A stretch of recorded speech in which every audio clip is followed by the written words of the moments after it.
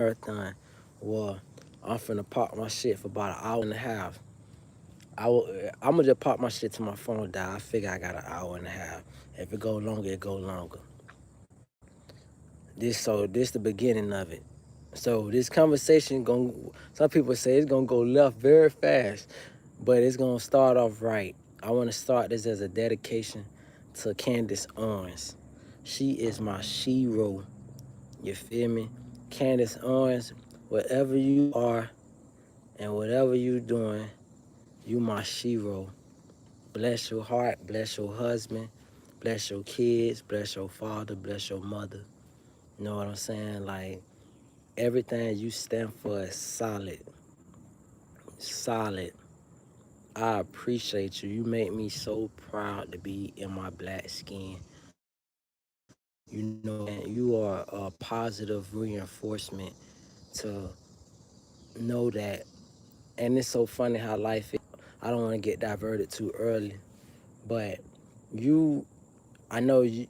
First of all, I'm the type of person when I see you speak, I'm so enamored and I'm in awe. Like, I get engulfed into the conversation, but I'm still in awe because I just can't help but do just like this and just sit there smiling. Like, that's the look, almost like a proud father. But it's as an older black man, I probably got you about a couple years, but I feel so old.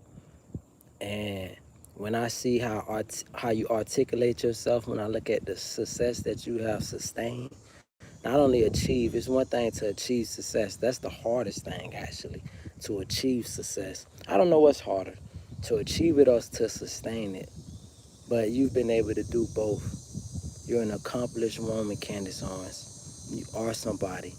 You are somebody worthy of being respected. You somebody that I'm talking about, because one thing about it, you are a wife. You definitely was worthy of a man marrying you and loving you and giving you all his time and love and affection. Like, you the only woman I can really think of offhand, black woman, that I don't mind, like, I know that, I'm gonna tell you why that's pertinent with me, having the opposite race, just due to our American history.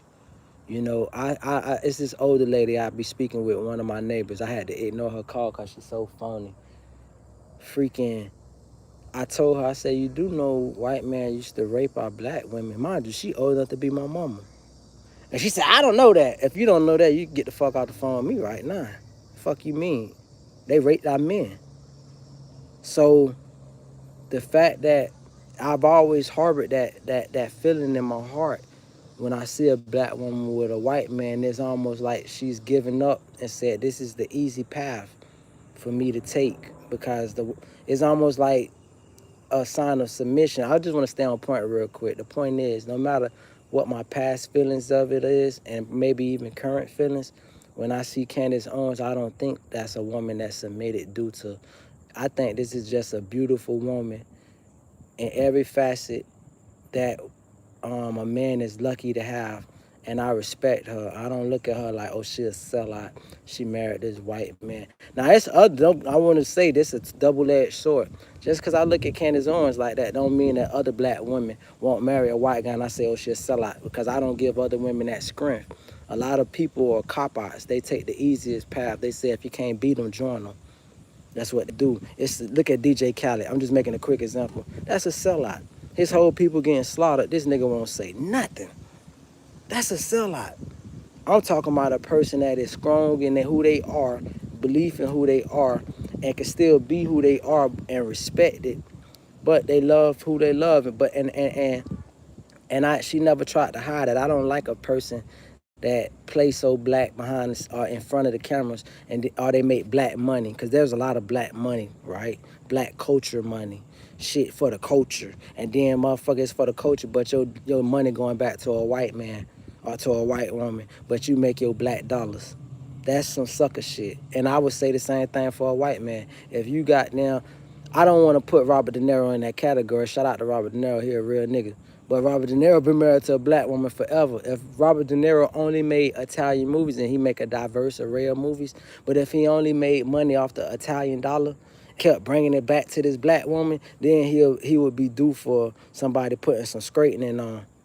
Your thoughts on French Montana? That's an interesting point. It's funny. He crossed my mind today. That's how the devil work. Don't get no fucking phone calls. As soon as I get on fucking YouTube, every time, it never fails. It's like a bitch. Say, call the nigga, he on YouTube. Anyway, he's a Moroccan, he's black. I'm gonna give you, first of all, give you a French Montana story. I was on South Beach a long time ago. I don't even know what year. French Montana walking through. I don't remember the exact club, but it was on, I want to say it was on Collins, because Oceans, you got Alton, Collins, Washington, somewhere up in that. Anyway, French Montana was passing me. And my folks was with me, and my folks, he was prepared for shit. And his people was passing, saying, excuse me. Now, that's not French Montana doing this. This is like a security guard, but clearly he a New York nigga. You can hear it. He's shoving niggas, mushing niggas, excuse me. I see this nigga approaching. In my mind, I'm like, fuck, nigga, you better not touch me. Talking about, no, excuse me. Bitch, my folks will wet the shit out your stupid ass. And so, when the nigga came to excuse me, I brushed his fucking hand down. And he did a pause, but he kept pushing. And I remember saying to myself, I'm so glad that nothing came of that, because I would have fucked up my people's life with my ego. My ego was, bitch, my folk gonna blow your fucking head off and it ain't gonna be no excuse me. It wouldn't have been a French Montana, to be honest with you. So every time I see him, I never been a fan of the music, but every time I see him, I think about that moment. But let's pardon me, he would never remember the shit, because this is just a blip on the radar, but it's something I never forget. And it wouldn't have been French Montana's fault. It would have been his man's fault, talking about, excuse me. Well, they just had a subject the other day talking about motherfuckers come from up north and then they come to Florida or South Florida and they think I'm from New York. Bitch, we don't give a fuck about that shit, bitch. We Floridians, nigga, the ghetto is the ghetto wherever you go. So with that said, though, point is, though, go. So hold on, let me just get somebody off of my line real quick. Boom. So check it out, though. The point is, though, back to the Candace Owens point, man. You're a wonderful woman. You're a great person.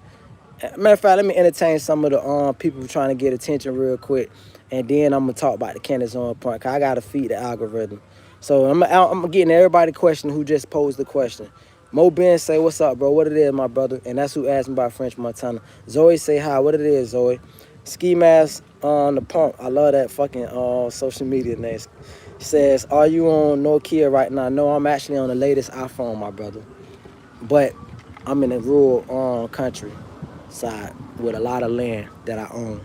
So excuse me if you can't get the great reception right now. Maybe you should get you some rural property where you can have peace. Anyway, let me keep going. John S said, hi. What it is, John S. Zoe laughed at something I said. Shout out, Zoe. Maverick say, my credit score just dropped by his mama have sex with his uncle. Goddamn, I feel bad for him. His mama had sex with his uncle and his credit score dropped. Ski Master Punk said he looked like his daddy, but his uncle really his daddy. Goddamn, what's up with these folks? That's what he say. Mo Ben say, what do you think about Trump? And PB said, no kid is better than Apple. Okay, so what do I think about Trump?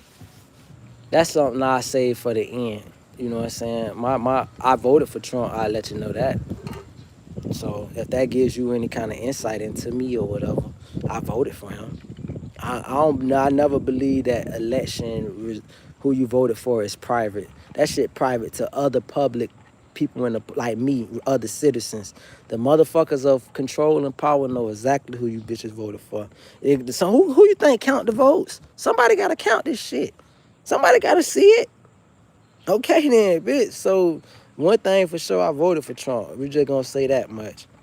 You know what I'm saying? So shout out to Ski Master Punk, man. Hey, listen, any trolls I got, I don't mind the trolls. I just want you to go ahead and like and subscribe. You feel me? I'm gonna entertain y'all foolishness and get my points off at the same time. So back to Candace Owens. Candace, I ain't seen you on social media, and I'm a big fan. And it made me feel kind of bad because I really do feel like you my shero, and you give me strength to talk about certain things, and you make me know that I'm not crazy. You let me know that you kind of solidify what I be feeling. So when you appreciate that, Ski Master Punk, thank you, my brother. He say I'm not a troll, gang. Chill. I mean, love, my brother. I do know sometimes, like, let me tell you one thing, Ski Master Punk. This ain't one of those screens where I ignore motherfuckers who say shit in the comments. You feel me? I appreciate it all. You know how motherfuckers see you say something, and so sometimes you gotta say something a little irate to kind of get their attention. You don't have to do that with me. Whatever you say or whatever in your mind, I'm gonna talk about it. You feel me? That's just how I go with me. You feel me? I said I can hear the smoke detector chirping from here. Um, once again, Maverick came in here. When I think about Maverick, I suppose this is one of he like cowboys and shit. He grew up like me. My mama loved Gunsmoke. She loved Rifleman. She loved Bonanza. Old country mama from Alabama. You feel me? But so my point about Candace Owens, I just want to wrap that up before I make this conversation go left and right and all these other avenues. I just want to say, Candace, I dedicate this first portion of this screen to you. Just know you are loved by all your fans. Every message and every declaration and every stream that you did was value, and it still is value, and we waiting for when you come back. You are a mother. You do got to dedicate your time to raising your kids and being a mother and being a wife, and I just appreciate all that you do. Really, though. Like, I really appreciate this is a fight. This is an ongoing battle. It's a morality battle. It's a spiritual battle. It's all kind of battles. And you are a gladiator, Candace Owens. You are to be valued and to be respected by many. Don't you ever forget that. You feel me? So that's just what I want Candace to know. You know what I'm saying? Let me let the helicopter pad. That bitch louder than the bitch. God damn, look at that bitch. Bitch, that's a military helicopter. Look at that shit. Hold up. Let me see if I get a good aim on that bitch. That bitch look like a hot dog in the air. I don't think that bitch got two fucking wings on this shit. Bitch, they finna jump out there. Shout out there. That shit was hard, bitch. Bitch, we got the ANC showing for a lot of them. We ain't never had a helicopter like that. All them goddamn ANC shows, all them years. Y'all niggas need a helicopter like that next time with two fucking wings and two propellers and shit. That's dope as fuck. But anyway, now let's move this conversation forward. You feel me? Damn, I feel so good. I had to get Candace her flowers. I almost wanted to start another chat, so I ain't gotta tie this in. But like I said, we doing a marathon today. I hope I get some more trolls to come in so we could chop it up. You know what I'm saying? Shout out to Maverick too. Let me just show you how folks be in life. I'm gonna give you an example. Maverick, I hate to make you the butt of this conversation or the example, but I gotta make an example out you. So Maverick said some foolish shit, right? Can I have an MOD? Listen, if you gotta teach me these things. I'm an old young nigga. I don't know internet talk. What's an MOD? Depending on what it is, you can have it. But you gotta let me know what's a MOD. I don't know what the hell when I think of anything with that, I think of MOP. And you know what I'm saying? Brownsville, home of the brave, put in work like a slave. It means channel moderator. Okay, so let me ask you something. Press my username. If I make that person my channel moderator, what does it get them access to do? Ski Mask, what do that get them access to do? Cause I be seeing that. I be seeing like when I came through people's lives, they got somebody else. They got a tool emoji, and they able to block certain people. But I don't want a bitch with no access to do. I don't even know. Come on, you do know. You just told me what it means. You just said it means channel moderator. Don't play me like that. To kick people who is hating. Is that all it gives them access to do? Cause I don't want nobody like block my fucking channel, have access to some. See, that's some shit. I'm gonna just be honest with you. To kick, you just said yes, Ski Mask Punk. And I get that. I do need a channel moderator to really, cause I don't be having time to really like press on shit, this and that and this.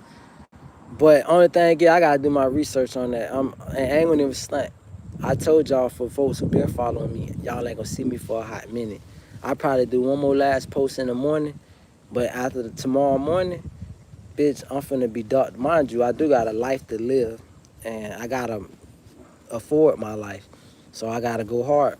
So you're not gonna be seeing me, but when I do come back, bitch, I'm coming back with a vengeance. I'm coming back like a real streamer, nigga. I'm gonna be on that bitch for hours like real streamers do. That was my goal.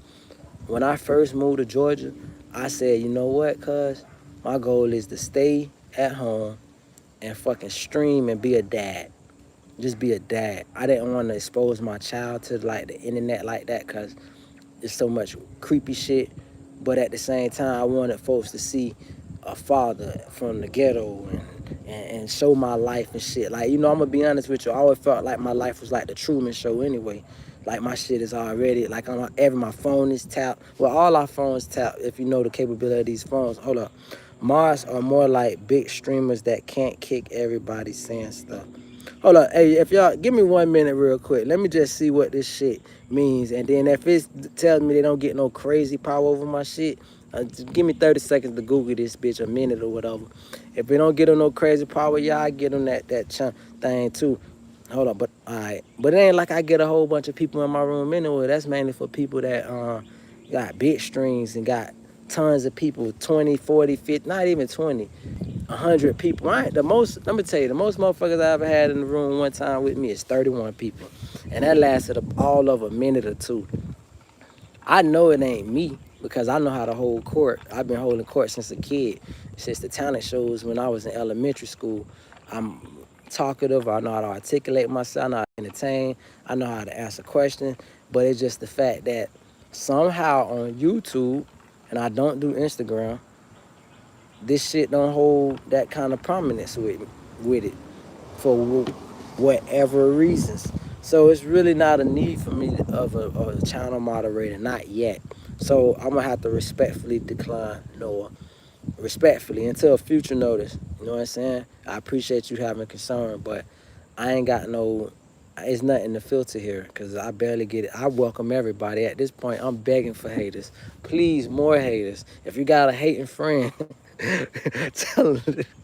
If you got a hating friend, tell them to join the chat right now, bitch. We in this bitch. Say some stupid shit because I'm finna be dropping my points off. So earlier, what we was talking about was women. We were talking about whether women need to be not necessarily controlled, but a man who is a dominant male.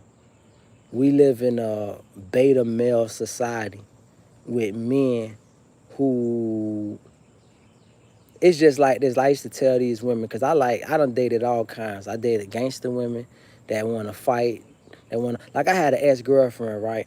I used to pack my shit by the front door.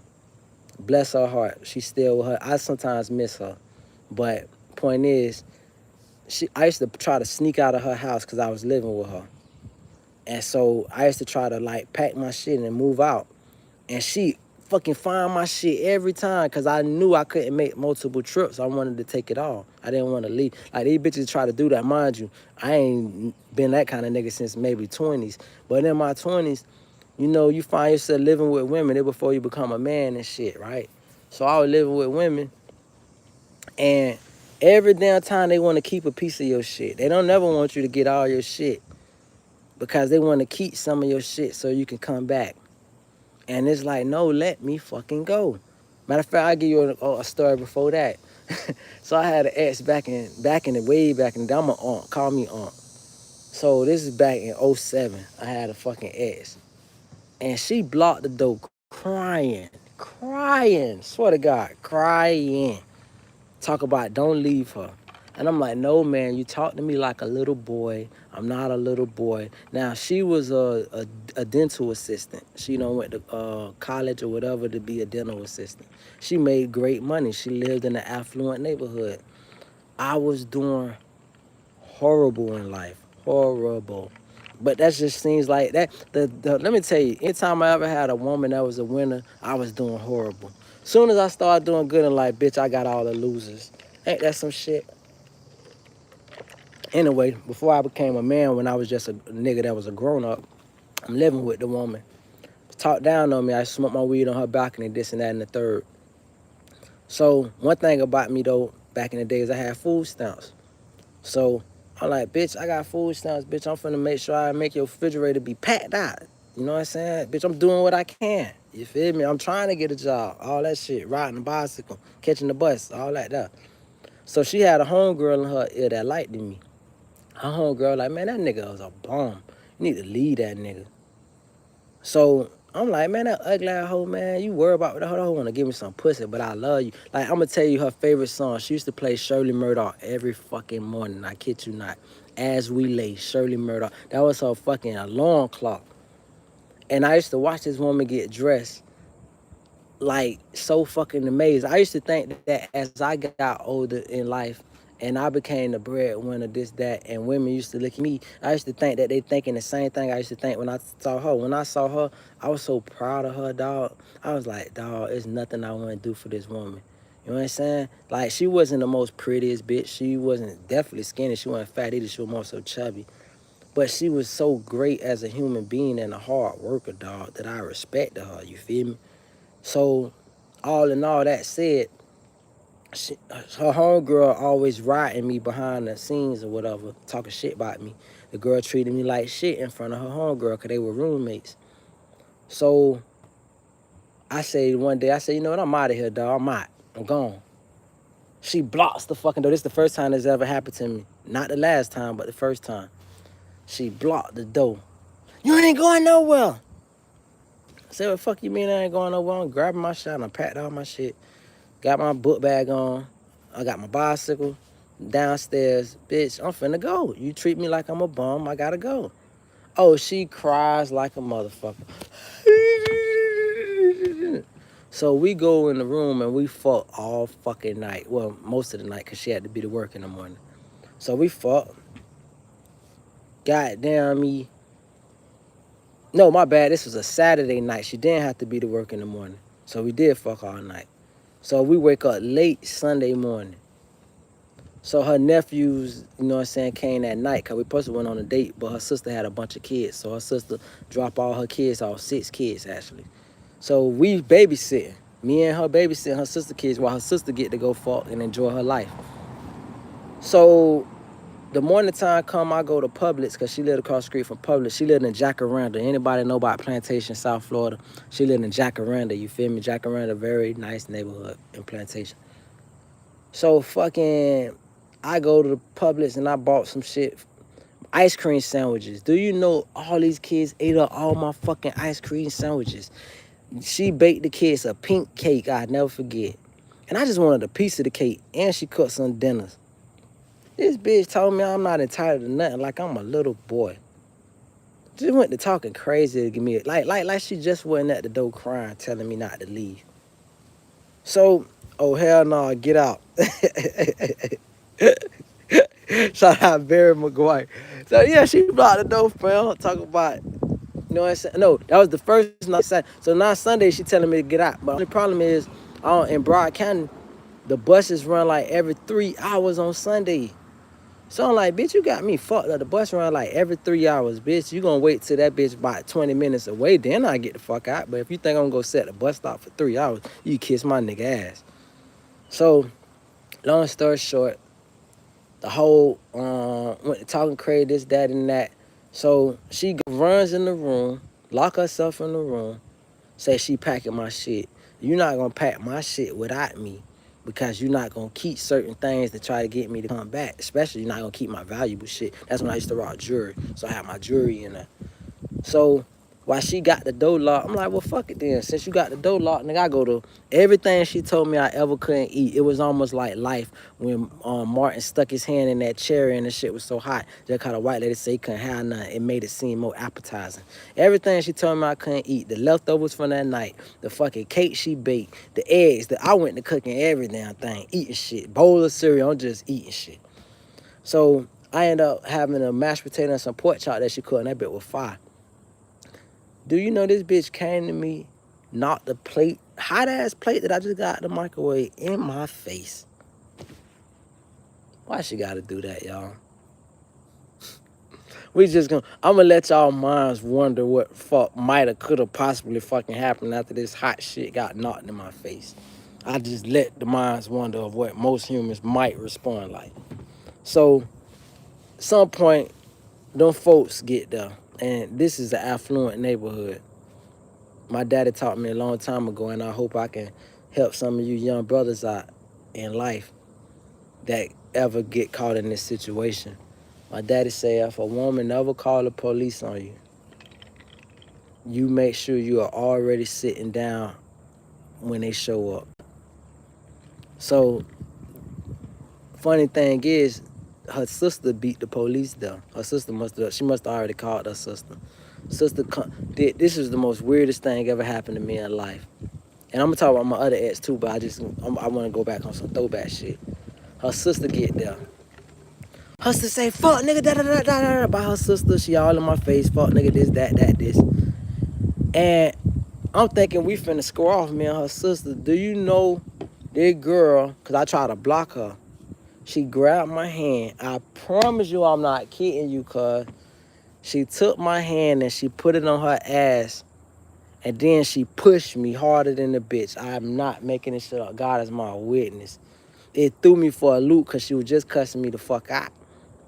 So, boom, maybe a minute, 2 minutes after this little incident, because I thought her sister, that's what ended up happening. My bad. I said it wrong. I just told the story wrong. Her sister had her hands behind her back as she was approaching me. I don't play that little shit. Like, bitch, you better show your motherfucking hands. Like the same way the police say, you better show your fucking hands. Am I high? Yeah, I'm pretty high off the ground. I'm about 20 feet off the ground right now, bro. You don't see how close I am to this tree? I'm high as fuck right now. So anyway, are you broke? That's my response. Now put that in the comments. Put your response to my question and be honest. God know if you lying. Are you broke? Answer that, fuck nigga. So anyway, down yeah, exactly that part. He's sweating. So fucking down the girl, what ended up happening where I went to reach behind her back, I got close. And then I reached behind her back to make sure she ain't had no weapon. That's what I did. And she didn't have no weapon. It's just her hands. But she pressed my hand against her fucking ass for like 2 seconds. So, okay, the police get there. I sit on the ground. I do what my daddy told me. I sit on the ground. I empty my pockets. I got my pockets flipped inside out. You feel me? I got my wallet. I got my keys. And I got, it's everything else. So as he come, I don't even say shit. He see me sitting on the ground with my wallet flipped. With my pockets flipped out. He see my wallet there, my keys. He go to talking her.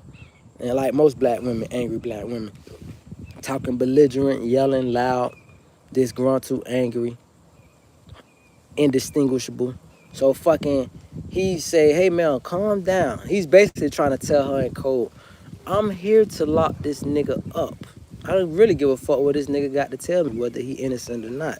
My job as the white man is to come lock this nigga up and make sure you don't have this nigga to deal with, and you can send us the next nigga you want to call the police on. But she couldn't follow the code.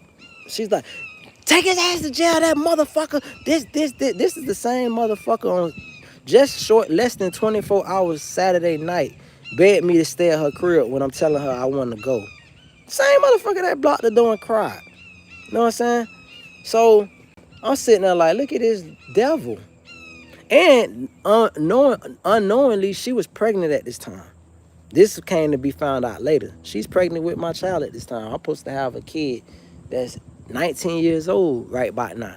That kid would be 19 if she didn't end up getting an abortion, which is later on. I don't even want to tell that story. But the point is, so fucking, she like, yeah, lock his ass up. This, that, and this. He said, man, calm down. I need to get the story. So she's just cussing this cracker out. You motherfucker act like you can't hear what the fuck I said. This, that, and the third. God damn, bitch. Hey, you interrupting my story, punk ass bird, bitch. Alright. This is why, now, I wonder if it's hunting season right now, because I'm ready to go hunting. Bitch, better keep that shit pushing for your ass be fried, bitch. So, this is the point. So, I swear to God, dog, this shit ain't even funny, dog. Hey, I'm in the country, dog. Please excuse me. So, she motherfucking, long story short, dog, She tried to make up some shit. She tried to say she got a scar, this and that. So he come check my nails and shit. I don't got nothing under my nails, no nothing. She done went in the house and scraped her down, did some kind of shit to try to make herself look like something. And so, mind you, I'm calm. And I will say this: what I did do. I did do this. When the police was talking to her, I was behind his back because he can't see me, and I'm like that. And I'm exciting. That was the childish part of me, but it was needed though, because like the real childish part is, girl, you trying to do me something. Like we get mad as black men how white people weaponize the police against us. Our women been weaponized the police against us ever since these crackers established some kind of secret agency that, hey, call the cops and we gonna put this nigga away. And then I had my stepsister, I love her to death, but I'll never forget, bitch, my stepsister fought the police. Bitch, my stepsister literally called the police on one of her niggas. It was a black police. He came through, took her nigga to jail, and came back and dicked her down that night. This is why I don't even play with no bitch. Like, ain't no hoe gonna be calling no bitch, please. Bitch. I don't even want to get into the what could. We just leave it at that. So, boom. So, the officer turns to me, because this girl was just talking crazy. He said, I'm going to do you a favor. Not that he was really doing me a favor. You doing right. Nigga, I didn't touch this bitch. Like, nigga. But he claimed doing it, which was a favor because, you at their discretion, right? He said, I'm going to do you a favor. You get the fuck out of here, and you better not ever come back around here, or I'm going to lock your ass up. I say, sir, I promise you, she will never see me again. And motherfucking, she was like, you're not gonna lie. Oh, she went to really flipping. Then I swear, this is when the police said to her, this is what the white man said to her, the police. He said, I can see why, he said, he said, I can see why a man would want to fuck you up. That's what he told her. I can see why a man would want to fuck you up. Because he want to punch on her shit. I can see him losing his cool. So, boom. Goddamn, I go downstairs. I get on my bicycle with my happy ass. And this is way back in the days. I would look. Anyway, I ain't gonna get all the full story. Just leave it at that. I get on my wheel and I go to the bus stop. I go home, and then she called me like a month, not even a month later. Let's say 3 weeks later, this bitch called me, and I'm like, "What's up?" She say, "Man, you must have been fucking me too hard or something, man, because I had to go to the gynecologist." Pussy hoe. Who you fooling, bitch? OBGYN, my bad. I guess the same shit. Bitch, you went to the OBGYN to get an abortion, you funky bitch. Who is you kidding? Ho, you were pregnant. And it's so crazy what fucked me up about it, because I want to say her nephews kept holding her stomach the days. I don't know if it was her niece or her nephew. I can't remember which one. But it kept holding her stomach. They just kept grabbing it. Babies got that good sense. So when I talked to somebody years later about the shit, I don't know if that mean I was having a girl or a boy. But I want to say it was a girl since the little boys. It fucked me up. It fucked her up because I ain't even seen it on social media. I looked for her not to reach out to her, but to make. I think she lost her mind after that shit, because I remember seeing like. So ended up happening was, I said, man, I'm not finna pay for no abortion, pussy out here. I don't believe in abortion. So that's just the first thing. Second thing, yeah, I'm damn sure ain't paying for it. You kiss my nigga ass. So, goddamn, she had an abortion, right? And then I want to say maybe 5 months after she had an abortion, she hit me up, crying her ass off, talking about she regret having an abortion. And I remember telling her, if you regret having an abortion, kill yourself. I'll stay on the phone with you while you kill. So I'd be like the white girl that encouraged the goddamn white boy to kill himself. Hey, bitch, if you really serious about feeling some kind of way about this abortion, kill yourself like you killed my baby, bitch. Go ahead. I'm listening right now. I need to hear this phone drop and crash. Bitch, don't kid yourself. Don't pump fake. Don't take no pills and call the goddamn hospital ambulance. Take them all. Take every goddamn pill in the house. Go drink some bleach. Go drink some goddamn antifreeze. Please prove to me that you feel some kind of way. Because, ho, I cried about this shit. You feel me? And it's so funny, because she wasn't the first girl to have an abortion with my baby. By this time, I was 22, you feel me? When I was 19, a Haitian girl had an abortion with my baby. And that's the one time my daddy was a daddy. I gotta give that nigga credit. That fuck nigga was a daddy. That's the one only, and he not absolved from him being a fuck nigga and being a horrible dad. But I'm glad that nigga was there for me at that moment. I hugged that nigga so goddamn tight. I cried so fucking loud. I wanted to kill that hoe. First bitch that had an abortion with my baby, I wanted to whack that hoe. That was the hardest thing I ever had to endure in my fucking life. And you know what's so crazy? The only reason the girl had an abortion, cause she was my side chick. I took her virginity off of Sierra and I. That's when Sierra and I know that he won't break. Oh man, we fought like we had that shit on repeat. You know what I'm saying? So anyway, point is, when that girl did that, I had an old lady, and me and my old lady at the time, I knew her since childhood. So we was best friends since a kid. She grew up on my street. So I told my old lady that I cheated, and we worked it out to where my old lady was like, cool, we can raise the baby together. So I'm telling the female, hey, I'm finna be with my old lady, but I'm finna be a dad. Like, nigga, like, you know what I'm saying? If you don't want to take care of the baby, we'll take the baby. Bitch, whatever you want to do, you can see the baby, still be the mama, this and that. This hoe just on some bitter, sour nigga shit. And she was Haitian too. I say that because, Haitian parents ain't going for that shit back in the days. Like, hey, you the side bitch and you finna fucking have this nigga kid. But anyway, so she went and had the abortion and shit, you feel me?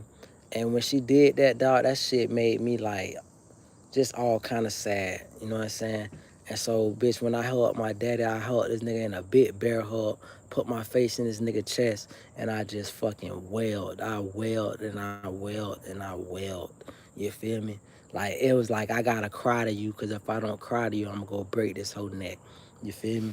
So, I had to get over that shit. So, by the time I was, older, when I was 22, because this when I was 19, so when I was 22 and the girl had an abortion with my jit, and now she crying to me about having it, because the Haitian girl never showed no regret.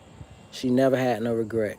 Matter of fact, many years later, maybe 12 years later, she had 3 kids, and she was celebrating Mother's Day. And I hit this hoe up on Facebook. This when Facebook used to let you post on the bitch page without needing permission.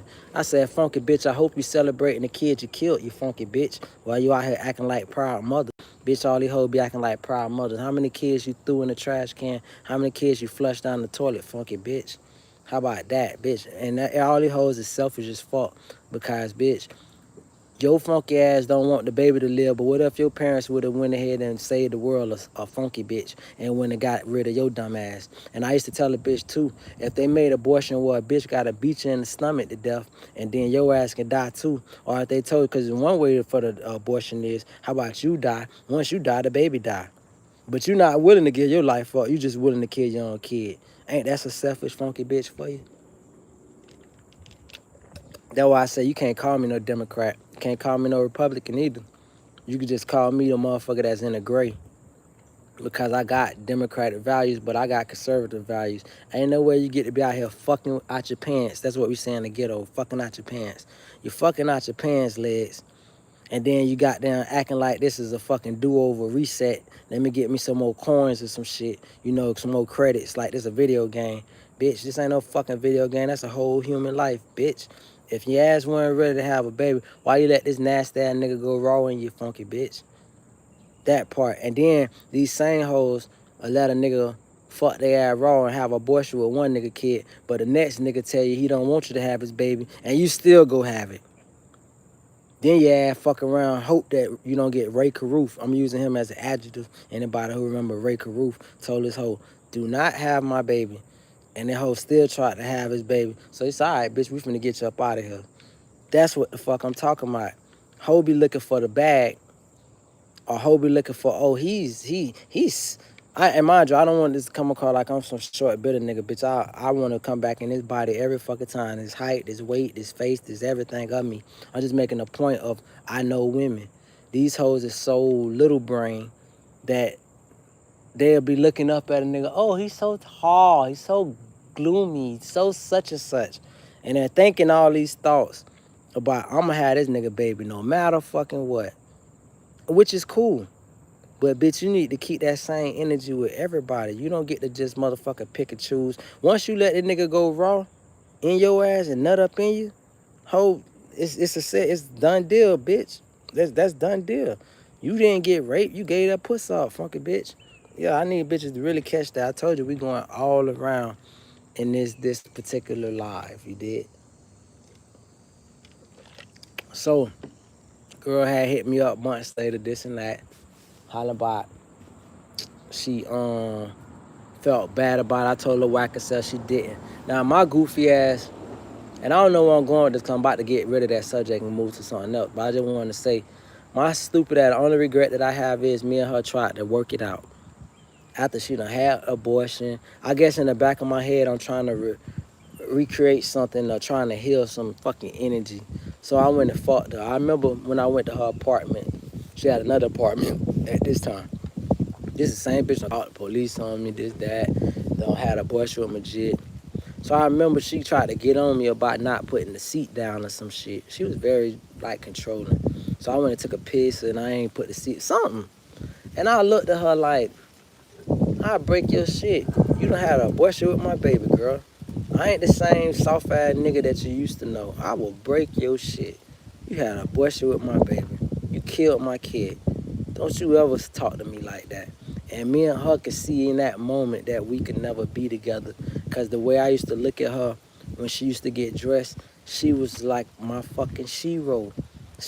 I admire her as a fucking full fucking fledged woman. I would have been her bitch. I would have been how niggas be letting they bitch run the show and niggas be chest. I would have been her Travis Hunter. Baby, whatever the fuck you say, I don't care what the world say about me, bitch. You get it all. That's what I would have been for her. But once that bitch had an abortion, ho, you don't get the motherfucking run shit. You better shut your fucking mouth. So we that ended, and I didn't. She cut her hair in some kind of weird fucking way. She started acting weird, and I think she just lost her mind. I hope she's still living. I don't know if she ended up actually killing herself, because I done did all type of shit to try to find her. And not that I want to reach out to her. I just want to know she's doing good. You feel me? So, but point is, it really doesn't matter, because I guess she had abortion my jit. So anything else that happened was God's plan anyway. You feel me? So let's see where else we gonna go with this shit, man. Yeah, okay, shout out to Mo Ben. So I don't know if Mo Ben's still in here, but I'm gonna give you some advice. Mo Ben said, I try to quit smoking. Any advice?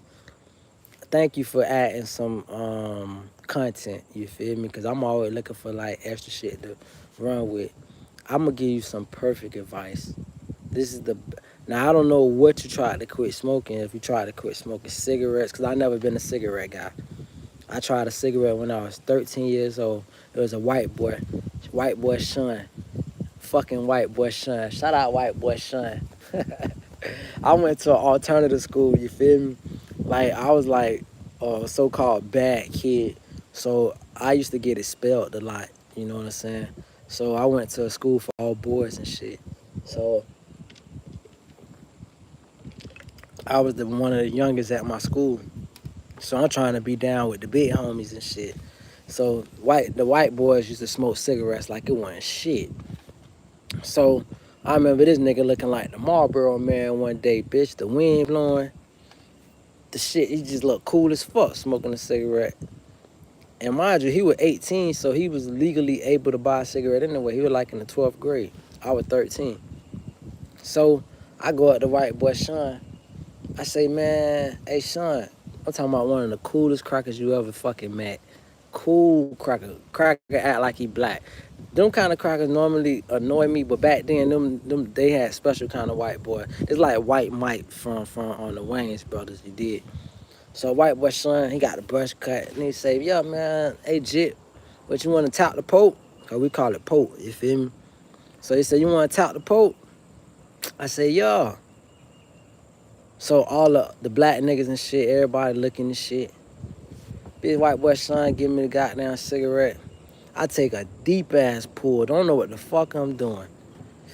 And I said, I had to swallow all the smoke shit. And them niggas is laughing their ass off. I never forget I had a white t-shirt on. And I remember thinking my mama gonna kick my fucking ass. Cause I knew my mama was home early that day. She must have been off. So I said, she smelled this cigarette smoke on my fucking shirt. She gonna beat the shit out of me. You know what I'm saying? I got kicked out at 13. But this before I got kicked out. It's like when I first turned 13. So fucking I remember choking off of that shit, and I remember saying, this shit is horrible. And I was like, nigga, I never smoked no cigarettes. So I never got into cigarette. But I'm gonna give you advice on how to quit smoking, but I just I gotta scratch the content, right? So boom. I remember saying this shit is disgusting. Now, years later, I wanna make a quick point. Years later, it was an old nigga used to live by me. He smoked 305 menthols. So 305 got a heavy menthol taste. I don't even know if they sell 305s throughout the country. But point is, I told Dad, I said, man, I was like scratching and shit, drinking and shit. I told Dad, I said, man, let me talk the Pope, man. Dad done hand me the goddamn Pope. I remember hitting that 305 menthol. And I remember the shit tastes like a winter, not even a winter fresh, Wrigley's. The shit was like chewing on the Wrigley's or something. And I said, damn, this shit was smooth. It was relaxing. I said, God damn, bitch. I actually enjoyed it. Nigga, I caught myself buying me a pack of 305. Nigga, I made it through 2 cigarettes. I was like, this shit is disgusting. And I gave it back to Dad. I say that to say, I never been a cigarette smoker. So I don't know how to say, I would just imagine that. I know I could tell you what I seen folks do around me. I seen a nigga take a nicotine patch. Not nicotine patch. They got some pills, nicotine pills. The nicotine pills work. Because I know people that's close by me that needed to start smoking. And he just be popping his nicotine pills and shit. And that nigga go work out. That's another thing. Working out, pop his nicotine pill. And that shit is stimulating enough. So you get you a nicotine supplement. That's if you're trying to start smoking tobacco. If you're trying to start smoking weed, I'm gonna give you 2 advices to that. That's a 2-part question. If you smoke, see, I found out a long time ago, because I'm from the South, not just from the South, I'm from South Florida. We grew up smoking weed out of backwoods. And the backwood is like some country redneck cigar where it's tobacco rolled in tobacco. Ain't that some shit? You take a bunch of tobacco and then you roll it up in more tobacco. But what we do down south, we bust the leaf open, pull the tobacco out, and roll the weed up in a tobacco leaf. But what niggas don't be understanding is you rolling up tobacco. So you smoking this weed, but you smoking this tobacco. Straight, pure tobacco. You thinking you addicted to this weed. No, nigga, you addicted to the tobacco. Niggas didn't know that shit for the longest and still did. I probably just made somebody some mad money right now who like, oh shit, they never thought about that. See, the jits, I didn't learn that until all the little paper smoking jits came in the game. Now, white boys been smoking paper since the beginning of the time. They been smoking their weed out of papers. You couldn't get no real nigga from the ghetto, no paper joint. I'm talking about all you Bob Marley smoking ass niggas, Bob Marley rap, thinking you doing some fancy shit. That's white boy shit. That's why we call them white boys. The papers, we call them white boys because that's only white boys used to smoke out of paper. We smoked out of actual backwoods. Some niggas smoked out of Philly, but them were up north niggas smoked out of Phillies. That was for niggas that ain't know how to roll. Phillies was for niggas that ain't know how to roll. Phillies and Dutchess and shit. That was that shit that got all the chemicals on it. You burn that shit, you can see green vapors and shit. Like, nigga, you might as well smoke out of Bible paper and you going to hell if you do. But, bitch, that was for niggas that ain't know how to roll and shit with all the chemicals. Niggas that was talented, you smoke out of them flimsy-ass leaves and shit like that. With that said, though, niggas be addicted to tobacco, so I would say that a lot of niggas don't know what they're addicted to. Maybe you addicted to the tobacco and you need you a nicotine patch to quit smoking weed. And then here come the second part. So that was the first part of how to stop smoking weed. This the second part of how to stop smoking weed. You gotta be tired. You gotta really be tired. The only way you can officially quit smoking weed is to smoke a lot. You gotta smoke a lot. And once you smoke a lot, you're gonna get tired of that shit. I swear to God. It's no, I don't see how these niggas like, I don't even believe it. Like the Wiz Khalifas and the Snoop Dogs and shit. I don't believe it. Maybe they is, maybe they just built different and my system is different. But it's never been a point, and I first smoked weed when in 2001. So 24 years.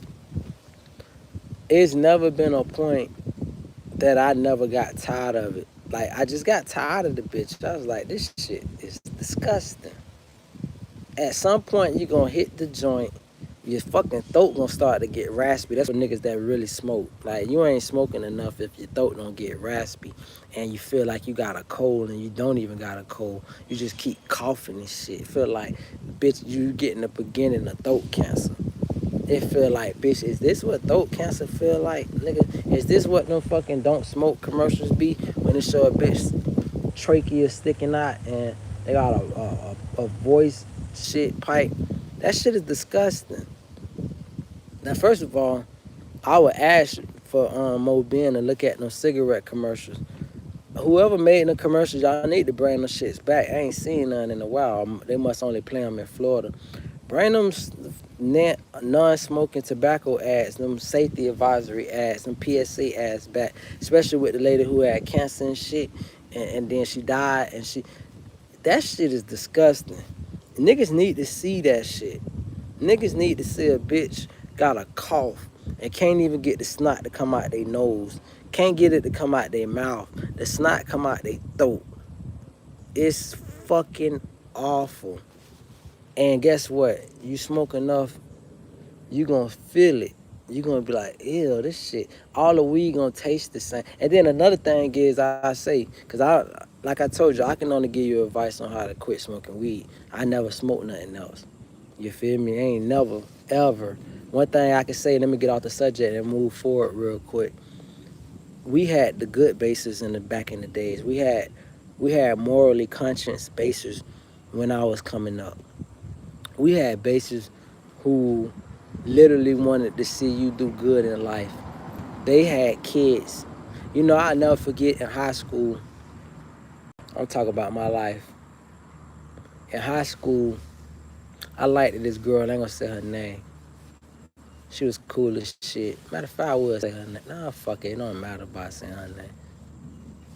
Point is, I liked this girl. She had a little soft, silky hair, baby hair.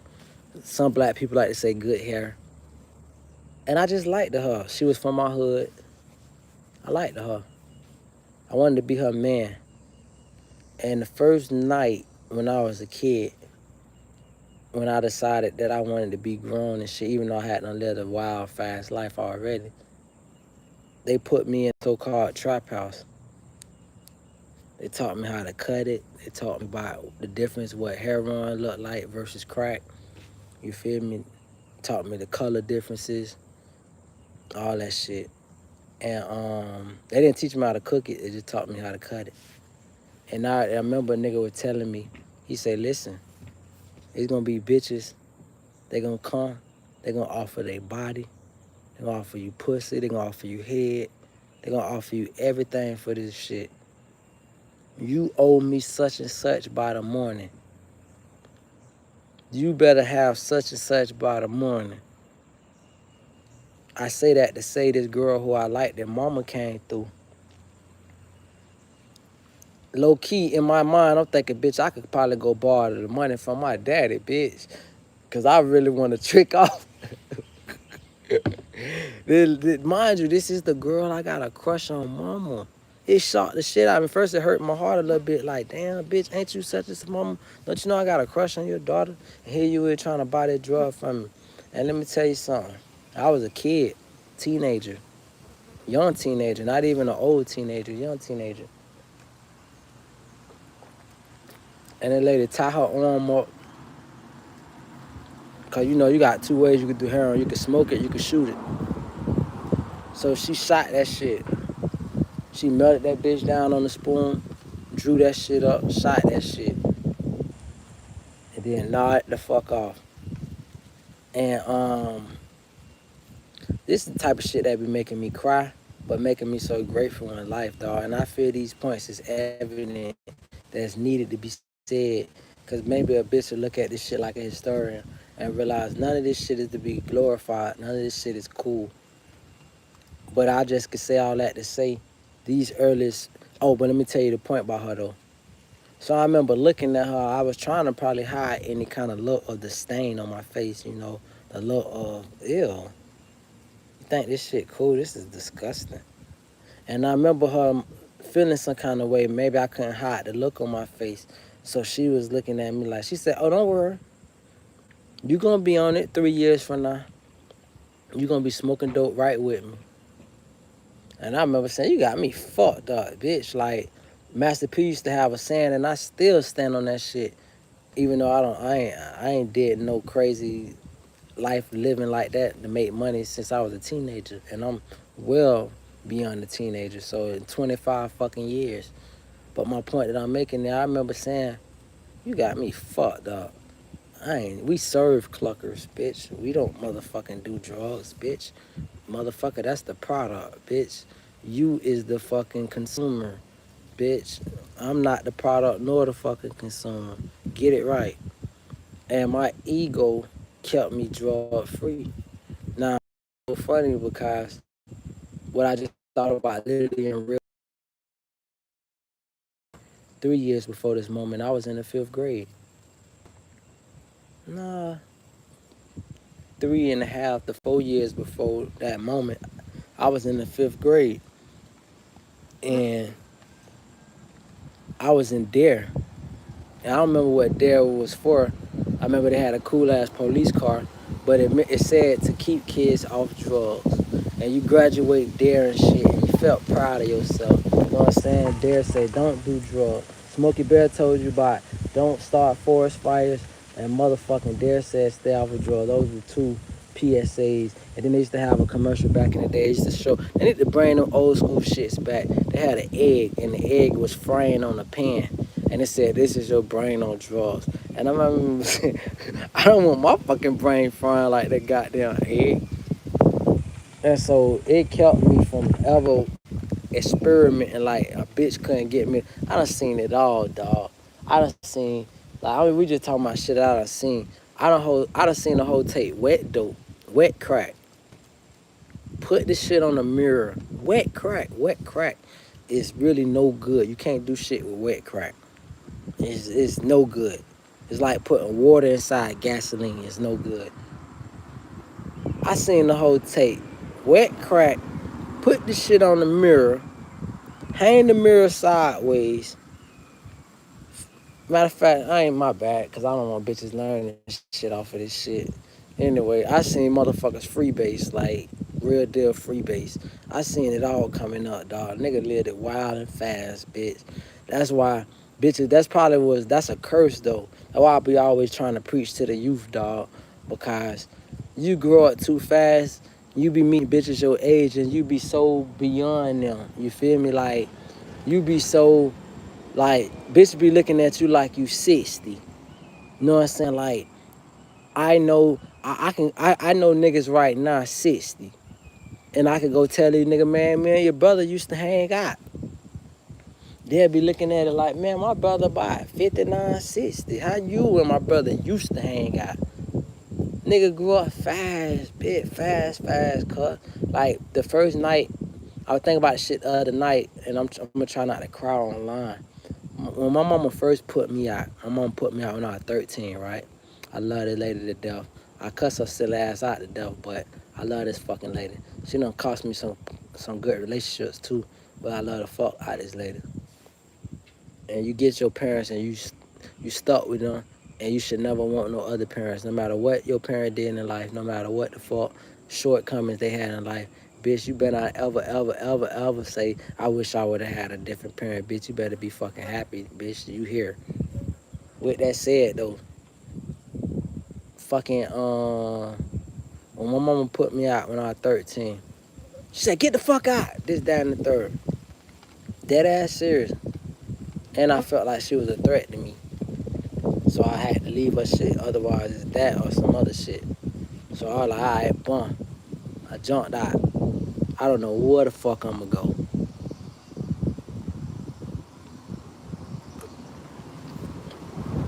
So we got back in the day 24-hour corner stores and shit, right? And our corner stores got apartments on top of it. You feel me? Like I don't know if they got that shit in New York, like bodegas and shit. But our corner store, it'll be a store on the bottom, and then it'll be a rooming house on the top. You feel me? Like they make the most out of a building. It's you in South Florida. It's so many people. You make use of every square footage that you fucking got. You feel me? So fucking goddamn. I go sit on the steps of the store, and they got some shit called the pimptress. You feel me? A pimptress is a female pimp. You feel me? That's a female that get. They don't got no shits no more. I imagine that shit like a dinosaur. But it used to be women that used to get money off of other women. You know what I'm saying? Like, now this is just a life lesson. Maybe you two ain't gonna end up making this shit 18 or older. I'm trying to keep this shit clean enough just to keep this shit for the general public. But this bitch probably gonna be for 18 or older. But this is for so they got women back in the days used to make money. They call them madams. Madams. That's like the professional or so-called professional name. A madam. A madam is a woman who do the same thing a pimp do. Only difference is they're a female. And only difference is so it's like a bottom bitch, but they're not a bottom bitch because they're not working under no nigga. They working for themselves. Now, in that lifestyle, in the sex game, some women call renegades. You feel me? Maybe I ain't telling what the police ain't already fucking know to some nigga that I gave up the game. I'm just talking to the green niggas. They got some shit called renegades. You feel me? A renegade is a bitch that work on her own. You feel me? One of my favorite musicians in life got a song way back in the days. It's a super dope song. It was a national song. And he said, the next day a nigga raped her. And he was basically talking about bitch that got from up under his wings. And when she got from up under his wings and his protection, she went and got herself raped thinking she know it all. These pimpsters used to come at these women and they used to say, let's look at a Ghislaine Maxwell. Shout out to today. Today is September 2nd, oh, by the way. Congress supposed to be back in session, oh, by the way. Wink, wink. Ghislaine Maxwell was a pimpstress. She's a madam, but she was a fucked up madam. She didn't fuck with women her age. She lured minors. But the point that I'm making is my first night out in the streets, I sit on these steps and I'm nervous. I'm feeling like a man though, cause like, you know, I just got kicked out, bitch. I gotta figure out how I'm gonna survive. So I sit on these steps and I'm watching this lady make money all fucking night. Fat lady, chubby lady, big titties though. And these hoes bringing her money all fucking night. All night, these hoes bringing her money. And I'm like, what? I say, what you do? She said, I work at Family Dollar. And Family Dollar had just came out. I said, no, why do these women keep bringing you money? I've been watching women, I've been sitting on these steps all night, and I'm watching all these women bring you money. And she told me her life story, which was a very fucked up life. I kind of meet women that had that kind of life years later. And she said, I learned that I don't gotta sell no pussy. There's always gonna be a bitch willing to sell pussy. And guess what? I'm like, what? She said women will listen to a woman before they'll listen to a man. Oh, that fucked me up. She fucked me up all the way. I know it's supposed to be fucked. She fucked me up, but I'm on my ghetto shit. She fucked me up, for real. Truer words never spoken. A woman will listen to a man. A woman will listen to a woman before the smartest nigga. She realized she don't gotta be no nigga bottom bitch. She is the motherfucking gang spitter. And so I say that to say, She made sure I ate. She made sure I was straight. You know what I'm saying? Sweet lady. Bless her heart. Hope she living her life. And then I had to get off the streets because I realized at that time I was a jit. The streets wasn't for me. The streets is nasty. And I'm from South Florida. In them days, and I imagine in these days, but back in them days, I'm gonna tell an experience that I'm gonna go grab me a charger real quick. One of the most scariest experiences I ever went through in life, I was out trying to be grown. This before my mama kicked me out. I could lie and fabricate it and make it sound like some fly shit, but I'm gonna just tell a story. So my mama was gone for the night, so I went out creeping, thinking I can get me a grown bitch, cause I was so horny. I wanted to lose my virginity. No, I already had lost it. Matter of fact, I was 13, but I wanted to fuck another grown bitch. So I'm thinking I'm gonna do it like I did the first time, catch me a bitch. Fucking, I got some money in my pocket, this, that, and the third. Maybe probably like $10 type shit. I'm going to get me some salt and vinegar chips with over Tom's, salt and vinegar chips. Them Tom's used to be the shit. It's a nigga with gold teeth. I never forget. The fuck nigga got a wall, top, bottom, gold teeth. Wide legs just came out. This is when shit started changing. You know, we had baggy jeans coming up, but they ain't never had no such thing called wide legs. You know, this shit almost like bell bottoms, but it don't get all crazy ridiculous at the ankle. It just was wide the whole way. So a nigga said, boy, you got the new wide legs on? I said, yeah. I'm thinking nigga want to rob me type shit, but not really, but I'm a jit. He said, man, let me see that shit, man. Mind you, I just turned 13, dog. Itty bitty little nigga. I'm a little nigga now, but I'm bumping 1,000 with a heart of 10 million men. That nigga said, man, let me see them wide legs, man. I go showing off my wide legs, all green as fuck. Mind you, Jabos was the most popular shit. I couldn't afford Jabos. This is before I had my Jabos, right? Jabot jeans, Martha Francis Jabot jeans is what South Floridians niggas wanted to wear. We wanted to wear Reebok Classics and Jabot jeans, just like New Orleans, right? So motherfucking, I'm thinking the nigga reaching at my fabric on my leg. This fuck nigga try to grab my dick, swear to God. Mouth full of fucking goals. You look like a gangster hood nigga. Nigga try to grab my dick. I jump back. I say, bro, what's up? Oh, nah, bro, I was reaching for the jean. Now, mind you, it's so funny. That's why I'm in a mixed state of mind. Like, they got, I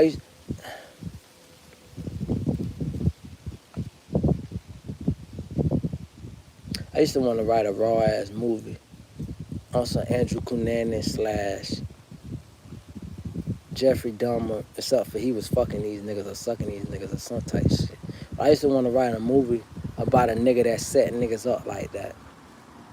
You want to fuck boys and this, that, and the third. How about a nigga set your stupid ass up and kill you in the worst kind of way? Because I got all kind of unique things in my head. How about a nigga do you something in the worst kind of way since you want some faggot shit? So, point is, this fuck nigga reached at my dick. I was shook. He's a grown ass man. I'm 13. I ain't even supposed to be out the house. My mama not even home. I'm out here looking for a grown ass woman, not knowing some fucking grown ass man is looking for a little ass nigga. So I remember walking back, feeling pissed, but know I can't beat this nigga physically, but feeling pissed. And this nigga pull up on me in the wheel. And I remember the nigga pulled out like a knot. And nigga was like, man, I got money, man. I'll pay you to suck that dick. And I said, nah, bro, I'm good. Mind you, like, it's so funny, cuz, like, as a grown man, cuz, Jesus, not even as a grown man. 2 years later, if the nigga would have caught me when I was 15 and thugging, 15, I was thugging all the way, bitch. 15 and thugging, he would have been a dead nigga right at the start sign, and I would have took that nigga wheel. He had a raw car, a Mustang on rims. So fucking, point is, though, goddamn, Nigga saying this, that, and the third, whatever, whatever. So the nigga done bent the block again. By this time, I'm running. I ran to my neighbor house. I didn't even feel comfortable to run to my house because I was home alone. So I ran to my neighbor house and shit. I don't know if I knocked on her door or just ducked in her bushes, but that nigga went right and creeping, almost like he was gonna try to kidnap me type shit. And it's crazy because I imagine these kind of niggas still exist, dog. I would say, dog, let me just make this point to some other shit real quick.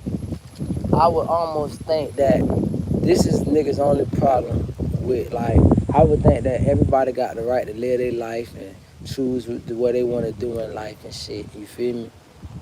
But niggas' problem is most these niggas, it ain't just a nigga is gay and a nigga fuck grown men and he only like, his attraction is the men. No, nigga, if you got a nigga that is naturally only, nah, I ain't even know naturally, but let's just say it was naturally. If a nigga main attraction is men, then it's just gonna be the same thing as a regular heterosexual.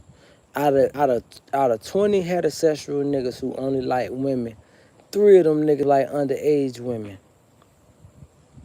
So out of 20 gay niggas that only like men, 3 of them niggas like little boys. That's just the mind of a man. Fucked up mind of a man, but the mind of a man. So this is why motherfuckers be feeling ways and shit. It's like, okay, how do we get this shit to where you can be yourself, live your life. You got one life, nobody can live it for you. But we gotta make sure there's president, big president. We catch you trying to fuck a little boy, we taking the biggest pool stick. And I love the movie In Too Deep. I'll be right back because I gotta make sure this phone keep running. My shit wanna die quicker than I thought. But In Too Deep is one of my favorite movies. He saw that pool stick up that nigga ass on that pool table. And it's a nigga in that movie. He played in a movie called Original Gangsters. I don't know who ever seen the movie Original Gangsters with Jim Brown. But the little nigga who was running the show who got killed in the Original Gangster, the nigga with the scooter and shit, he was a rapper from New York, Shaheem or some shit. He was the classic New York nigga. Back in the days, I couldn't think about New York without think about this little nigga. Because, like, if you ask me what a New York nigga name is, they name is Shaheem. You feel me? Bitch, they name is Shaheen. Like something with a heme, like like Shy Glizzy, Shy Money, Shy something. Knowledge, like in Belly and shit. That's like some classic New York shit. So fucking Raekwon, bitch, that's a fucking New York name if I ever fucking heard it. So these niggas though, you know what I'm saying? That nigga played in OGs or whatever, but he was in this movie In Too Deep. And when that nigga got that pool stick stuck up his ass, you should have seen that nigga face. His face remind me of Snoop face when Chris beat that nigga down on the wire. This face is like, ah. You know, it be niggas that think they down with the bullshit, but they not ready to see the bullshit. Like a lot of niggas, like murder is a disgusting thing, and it looks even more disgusting. A nigga. Imagine, like, right, if I was talking to y'all right now, and then half of my shit is missing. Imagine that shit. Half of my shit is missing. One of my favorite movies, Tales from the Hood. These bitches get to talk to bruh toward the end. He said, y'all motherfuckers trying to make me crazy? That nigga played his ass off. The greatest movie of all time, the greatest acting of all time. Ain't nobody ever played a fucking not Q, but whatever that nigga name was on Moesha. That nigga played his motherfucking ass off. That nigga died of cancer. Bless his heart. That nigga, when he say, y'all motherfuckers trying to make me crazy, he's seeing all these images. He can't get the shit out of his head. Of all these missing fucking skulls, like fragments is blowed off. This shit ain't the fucking movies where niggas get little small cute holes in their head and it drip blood at a time. No, bitch. Sometimes chunks get fucking knocked off depending on the caliber. So fucking that same disgusted look that a motherfucker might have, that's what this nigga had when that nigga got that pool stick stuck up his ass. Hey, let me go get a charger real quick before I fucking talk this shit to die.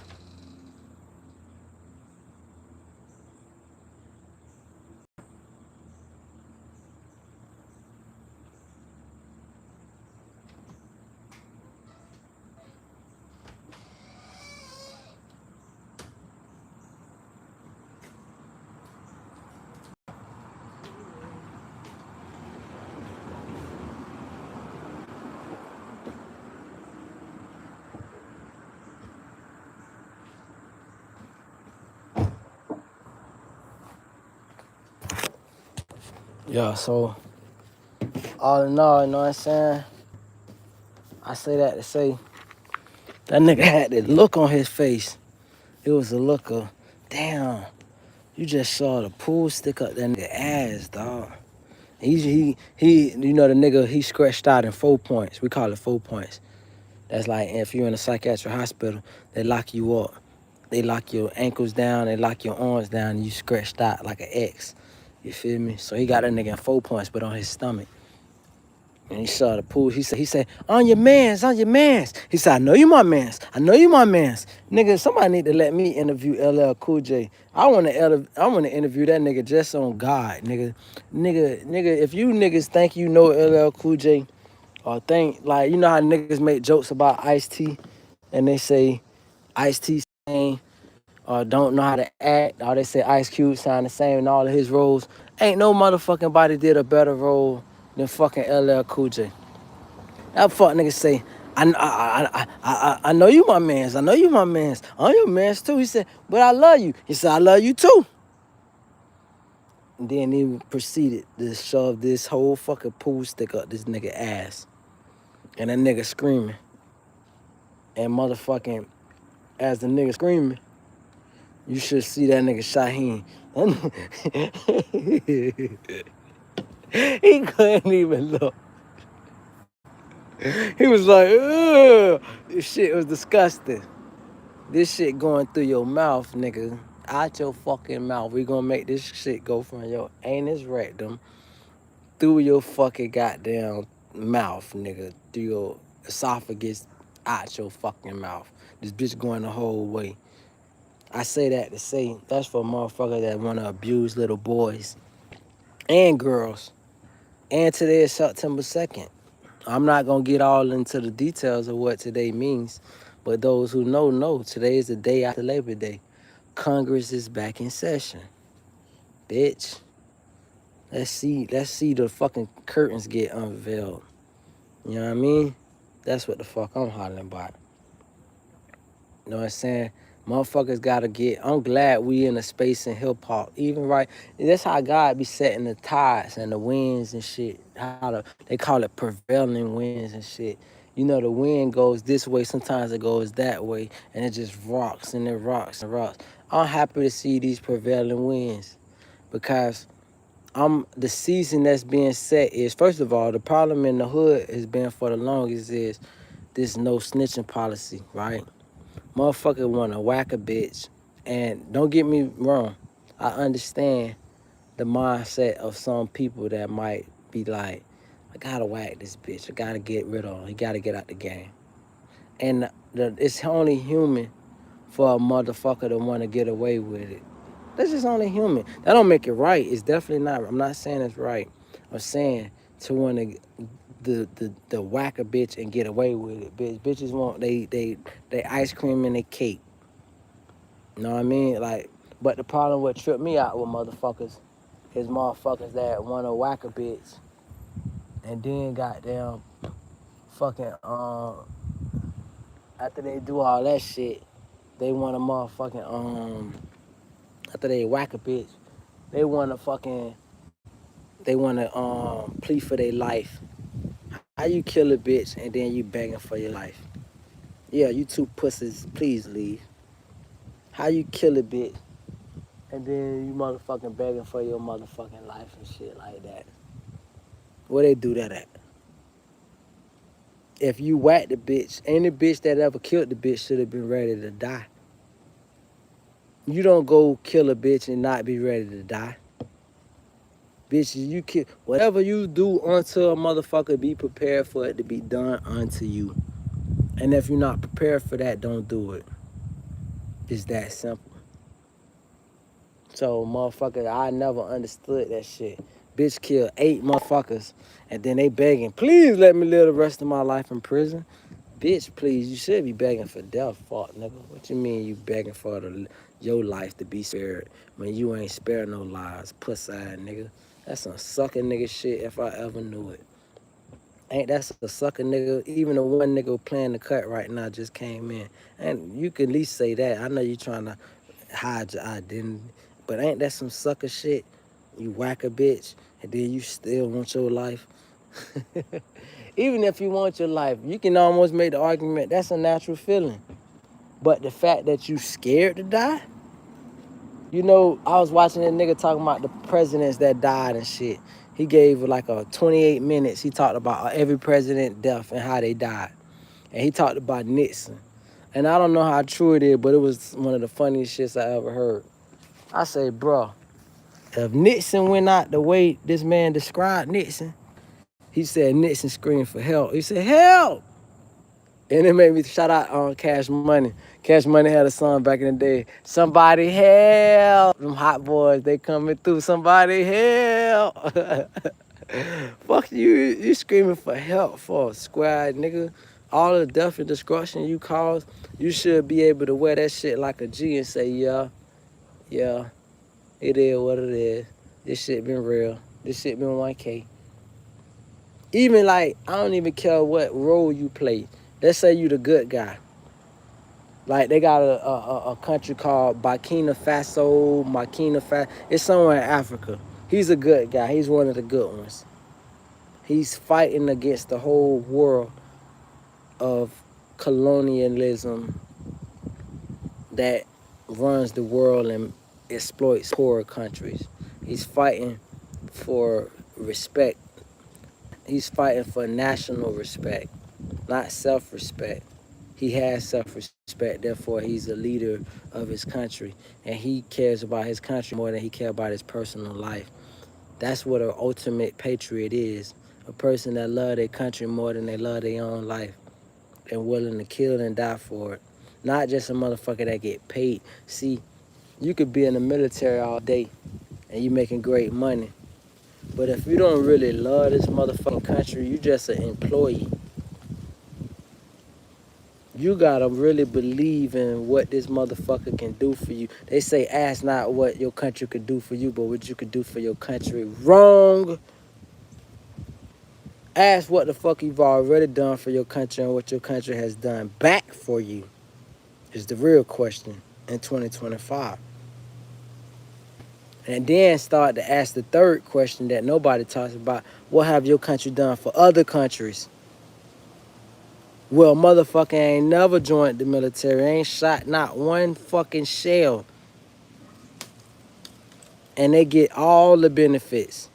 Meanwhile, they kicking motherfuckers off Medicaid, disability, and every other 401k and all this other shit so they can fucking fund another fucking country with bitches that ain't never been to America and don't give a shit about an American.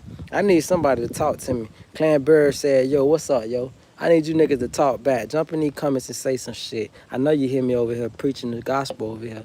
Bitch, ask what you could do for your country. No, bitch, ask what this motherfucker has done for me. Ask what this motherfucker been doing with my money. Yes, I rap.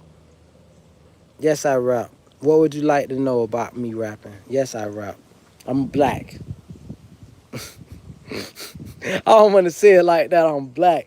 But, you know, I'm going to tell you some shit. Just stay with me real quick. But catch this, though. You know, the only reason I'm an older guy now. When females used to ask me that, right? You a man. But when females used to say, do you rap? I used to say I feel the same way a motherfucker would ask LeBron James, do he play basketball? You got basketball players. A lot of niggas play basketball. But then there's motherfuckers that's great. I'm great at this shit. I never say who's the greatest rapper of all time because we ain't heard the greatest rapper of all time. In order to get in everybody's face, you don't know what these niggas got to do behind the scenes. They got to know. I'm going to give you some shit to hear, Clanberry, if you really love rap. It's a nigga called Gunsmoke. After you get off this, whether you get off this bitch 20 seconds from now, a minute from now, go look up this nigga named Gunsmoke, KJ. KJ Gunsmoke. He did the shit off a prison wall window and he rapping. The nigga did his own beat. And the beat wasn't no simple ass beat. It was a complicated beat he did by hand. To do the beat by hand, that's almost like moving one hand up and down and moving your right hand left and right. Your body can't even coordinate to do that shit.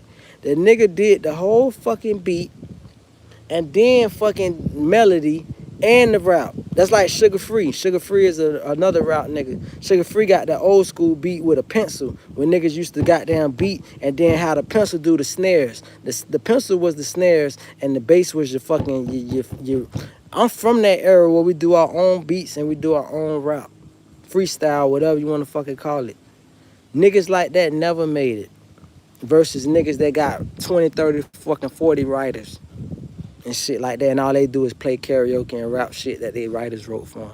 So I never say who the fuck the greatest rapper is because I ain't heard the greatest rapper. If you ask me the greatest rapper, I'm gonna say my goddamn self. If you ask me my favorites, I got a whole bunch of favorites because I'm not a hater. I do got favorites. But ain't nobody my motherfucking greatest other than my motherfucking self and niggas that y'all ain't never heard of because the world didn't want to expose them niggas. So, my bad. It say I'm also a rapper starting out. Well, let me give you advice since you starting out. This is the advice. When I started out, bro, I'm gonna tell you, I'm older than you. When I started out, tapes was popping, and we used to have recording karaoke machines. Well, you know the first song I ever fucking freestyled off of, it was Usher, "You Make Me Want to Be the One." And we had a tape playing in the left A slot, and on the B slot it was a two-sided tape. We got a shit recording, and we got the little microphone. Fucking, and this is when AOL Media is out. AOL, that was the chat. AOL. The point is, as you starting out, bro, never have too much pride to look at the business side because James Brown said it's called show business. He said he know how to do the show, but he definitely know the business.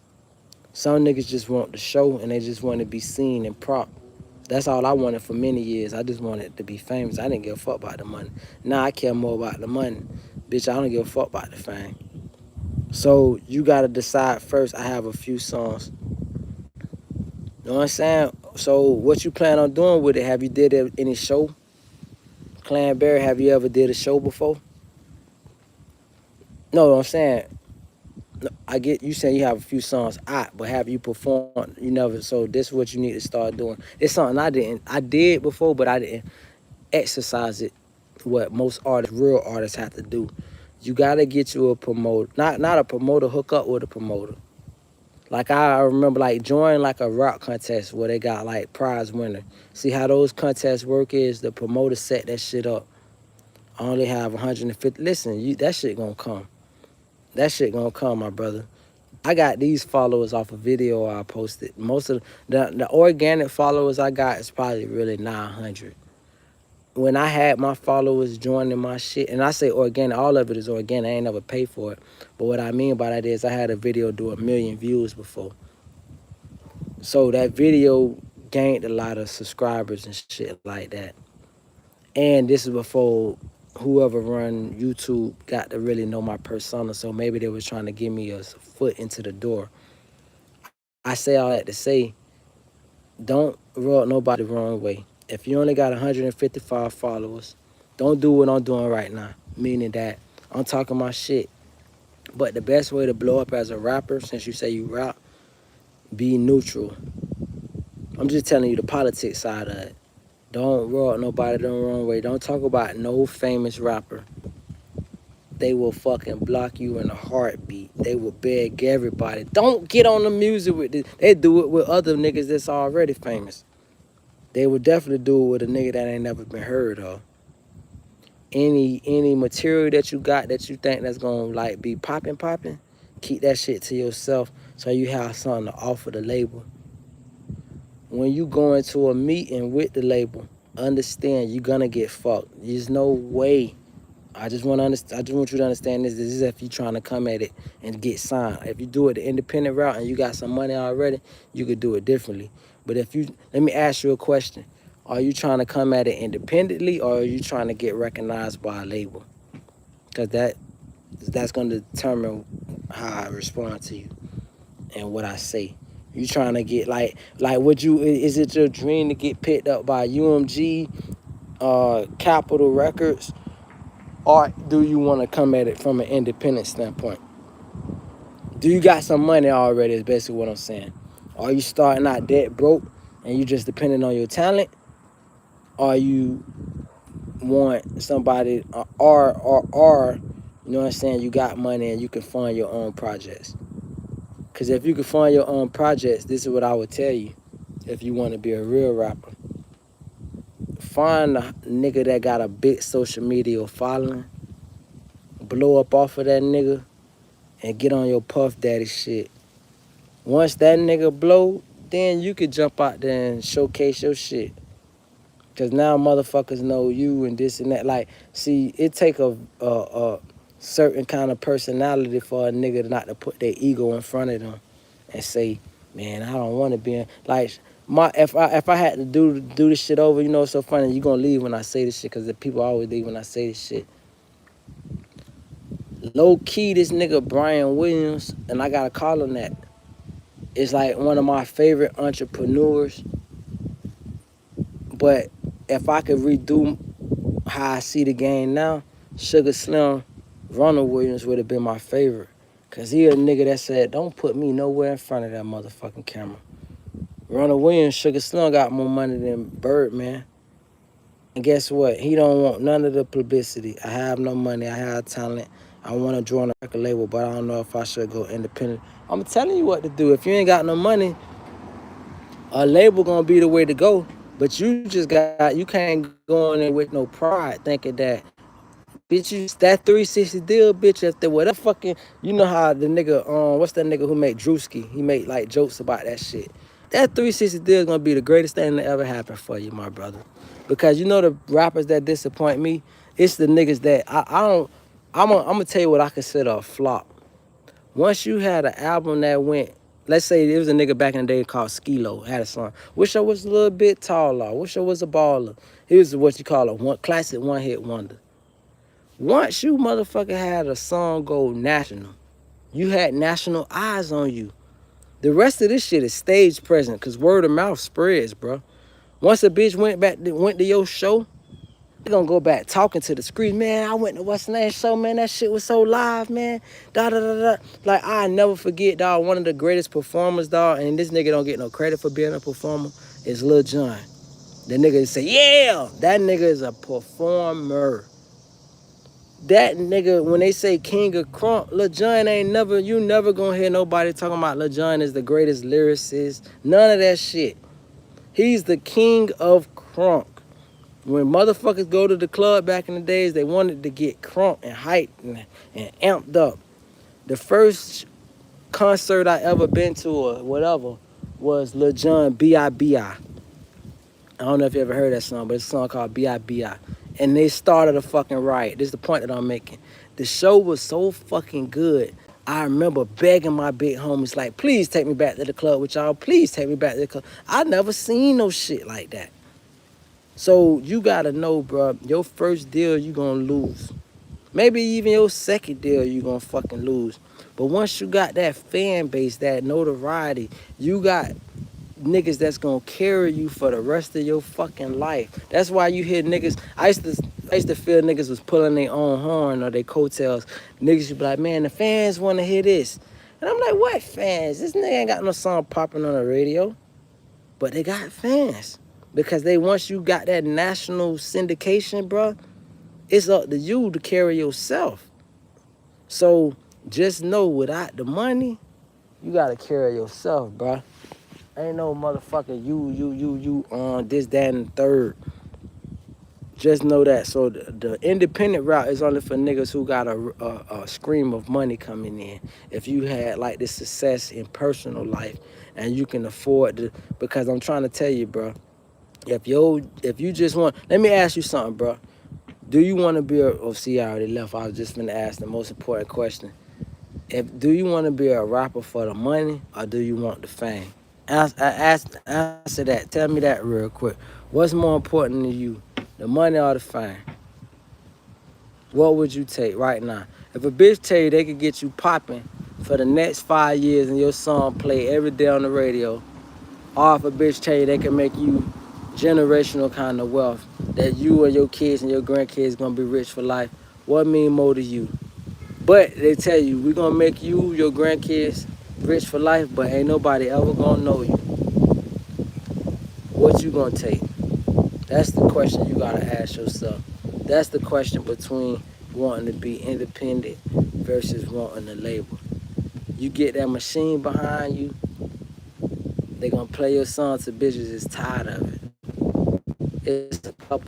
It's a Kendrick Lamar song on the radio. I am tired of hearing this shit.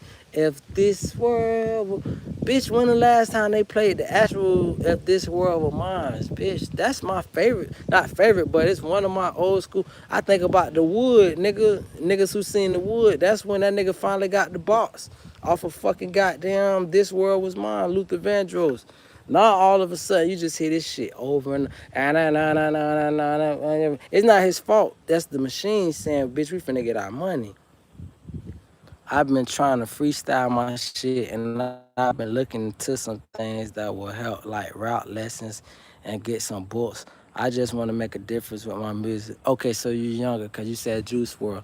I'm going to tell you, only thing I know about Juice WRLD is he's a person that overdosed off drugs. No disrespect, but I'm an older nigga and never got into that genre. So only first and last time I heard about him was overdosing. I never heard none of his songs. I can't call out what his songs is. But I'm going to give you an example of some shit. You, and I'm going to say it respectfully. Let me ask you something. Would you rather a nigga lie to you or keep it real with you? That's what I'm gonna ask you before I say what I got to say. And be honest, bro.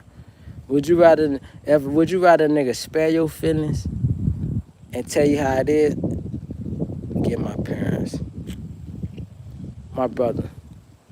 Let's just say you just a nigga trolling me or whatever, this and that and the third. I'm still answering. If you, route, if you want to be like this guy, if you want to be like a rapper that this and that and that. Now listen, I'm not gonna say that you wrong for feeling how you feeling because in my days, all right, you say keep it real, I'm gonna keep it real. Rap isn't for you if you need route lessons. This shit comes from the heart. This shit is poetry. I wrote poetry way before I ever wrote a route. I wrote poetry. Poetry is the genesis of all this shit. I would encourage you to listen to the greatest rock song of all time. The greatest rock song of all time is by a female. Her name is Lauryn Hill. And the name of the song is called Mystery of Iniquity. I need you to fucking listen to that shit like the Bible. Treat it like the Bible. It's called Mystery of Iniquity. It's so fucking deep. You gonna listen to this bitch all day and you ain't gonna never learn the song. I ain't never knew a bitch that can sing the song from the beginning to the end. It's so complex. It's so deep rooted. It's so educational. It got so many bars and so many metaphors and similes and it's just too fucking much to comprehend. It's called Mysteries of Iniquity. If you can't write no poetry like that, well, fuck it. That should be the bar. You should look at the top. Don't look at no Juice WRLD. These is drugged out niggas. I'm talking about a fucking woman at the top height of her mindset. And it ain't even got to be a woman. I'm just saying, a motherfucker that's at the top of their game. It's so deep, and it's a poem. So if you need, I never needed, let me tell you, the first song I ever wrote was so stupid. The first song I ever wrote, I can remember the hook. I need a bitch. I need a bitch to fuck. I need a bitch. I need a bitch who gon' fucking suck. I need a bitch. It was the stupidest shit. And this is around the time when Bone Thugs and Harmony came out with Let's Change the World. Let's change the world. That used to be the shit back in the days. My point that I'm making there, we performed.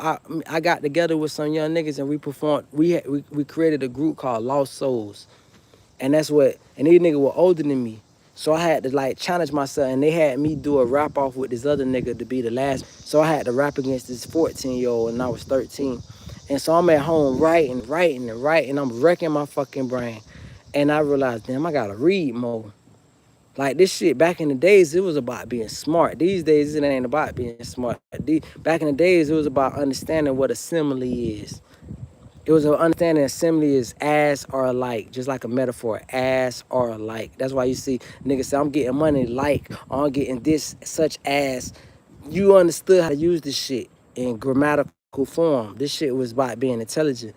Now it's just about saying just zany shit. Really, it's about supposedly living what you fucking saying. It ain't got no skill set. It's dumbed down like a motherfucker. Even if you listen to it, I give you an example. I'm just as a historian of rap.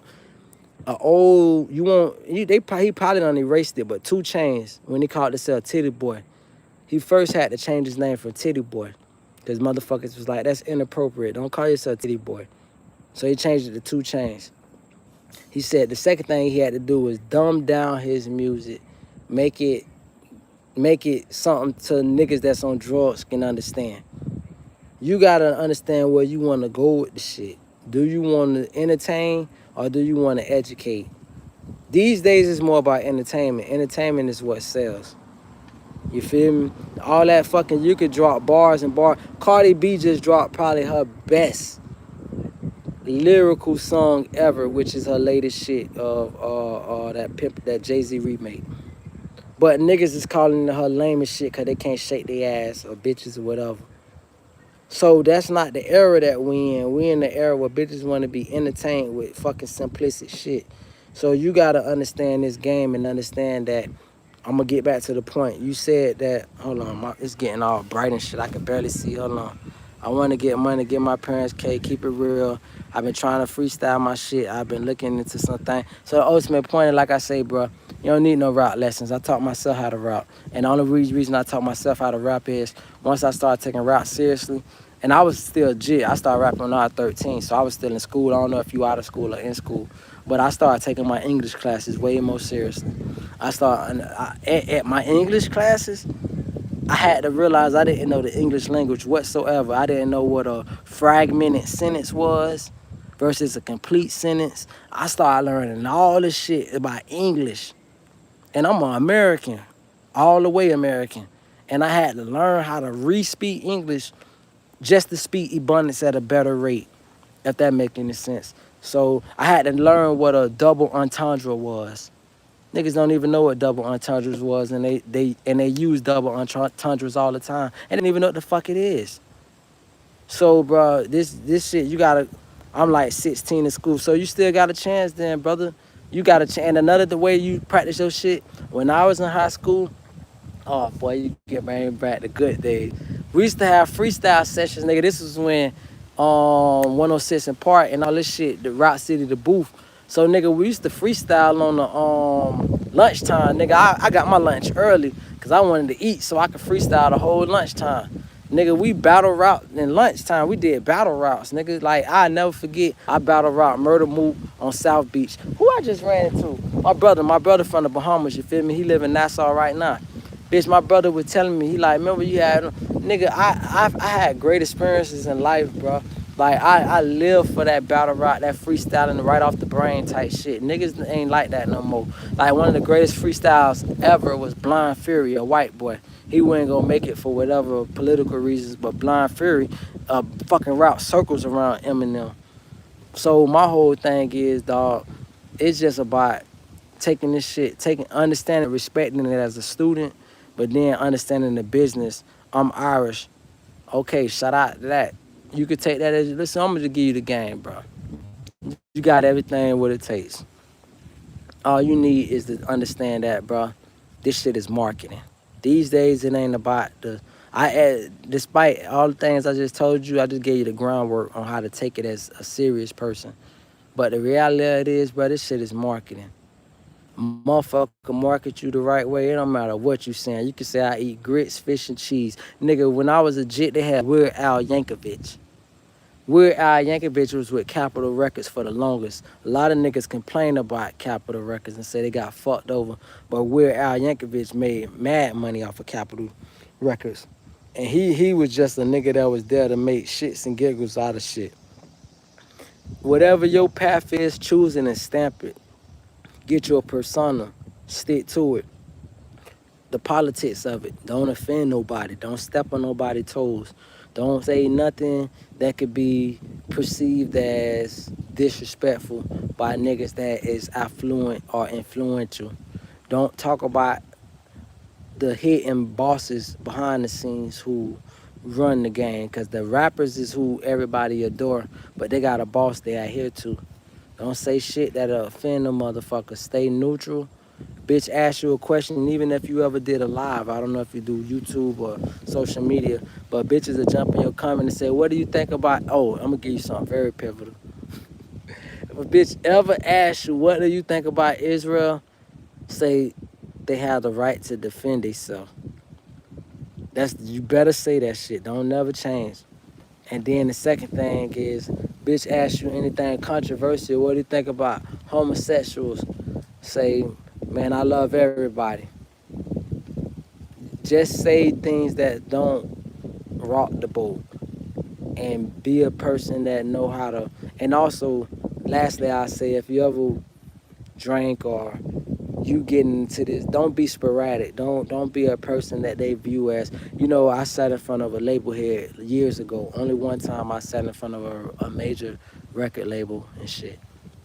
And the man biggest concern was, he said it multiple times, but I was too young or immature to understand what he was trying to get at. He said he's running wild. He kept saying that shit the whole time. He liked my music. He was rocking with it. But he said he's running wild. And I didn't know if he meant that I ain't have no format or nothing. But he said, I don't know if he's mature enough. Now, I'm gonna say this. He said at the end of the meeting, he said, I'm willing to sign him because who walked me into that meeting. I wouldn't have got walked into that meeting if I didn't get walked into by a prestigious person. But he also gave the warning, like, you vouching for this nigga now. He seemed like he don't know how to shut the fuck up. It might be sporadic. You gotta know to shut the fuck up. This ain't no just know how good you rap or how appealing you is. This about knowing how to play the game. If you're not willing to play the game, you could just go ahead and rap in front of a high school gym right now and call it a rap. You could do what the fuck I'm doing and be playing cadence to two motherfuckers for 20 minutes on YouTube. Cause that's what your life gonna have in front of it. If you think that you just gonna be able to speak what the fuck you wanna speak and say what you wanna say. You are a brand and you gotta treat yourself like a brand. Don't stain your brand. My brand is stained. There's nothing I can do or say to, once your brand stained, bro, your brand stained. Just put it like that, bro. So just know, bro, this shit is deeper than rap, and just learn the business of this shit. And just sit back and chill. Look at a bunch of videos. Look at the managers and all this shit, and learn about 360 deals and all this publishing, et cetera, et cetera. Learn the business side of it, but also learn to shut the fuck up. Play stupid. I don't know about nothing. Oh, what do you think about Black Lives Matter? They asked Wayne. Katie Curry asked Lil Wayne a long time ago. She said, see, I was mad because Wayne used to be my favorite rapper back in the day. But I understand now. She said, what do you think about Black Lives Matter? He said, what's that? And what Lil Wayne got one of the best socially conscious songs ever. And I'm not even going to say it because I don't want to put him on blast. He's very aware. But he know that trap question. Motherfucker gonna try to trap you. You gotta, huh? What? I don't know what that is. Hey, I'm just a nigga living my life, smoking my weed, chilling. That type of shit. And so you do that, bro, and you gonna have a great success, bro.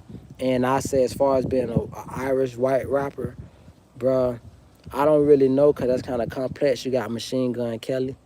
Then you got the white boy Stitches. You know what I'm saying? Or Cuban. But the most accomplished, obviously, is Eminem.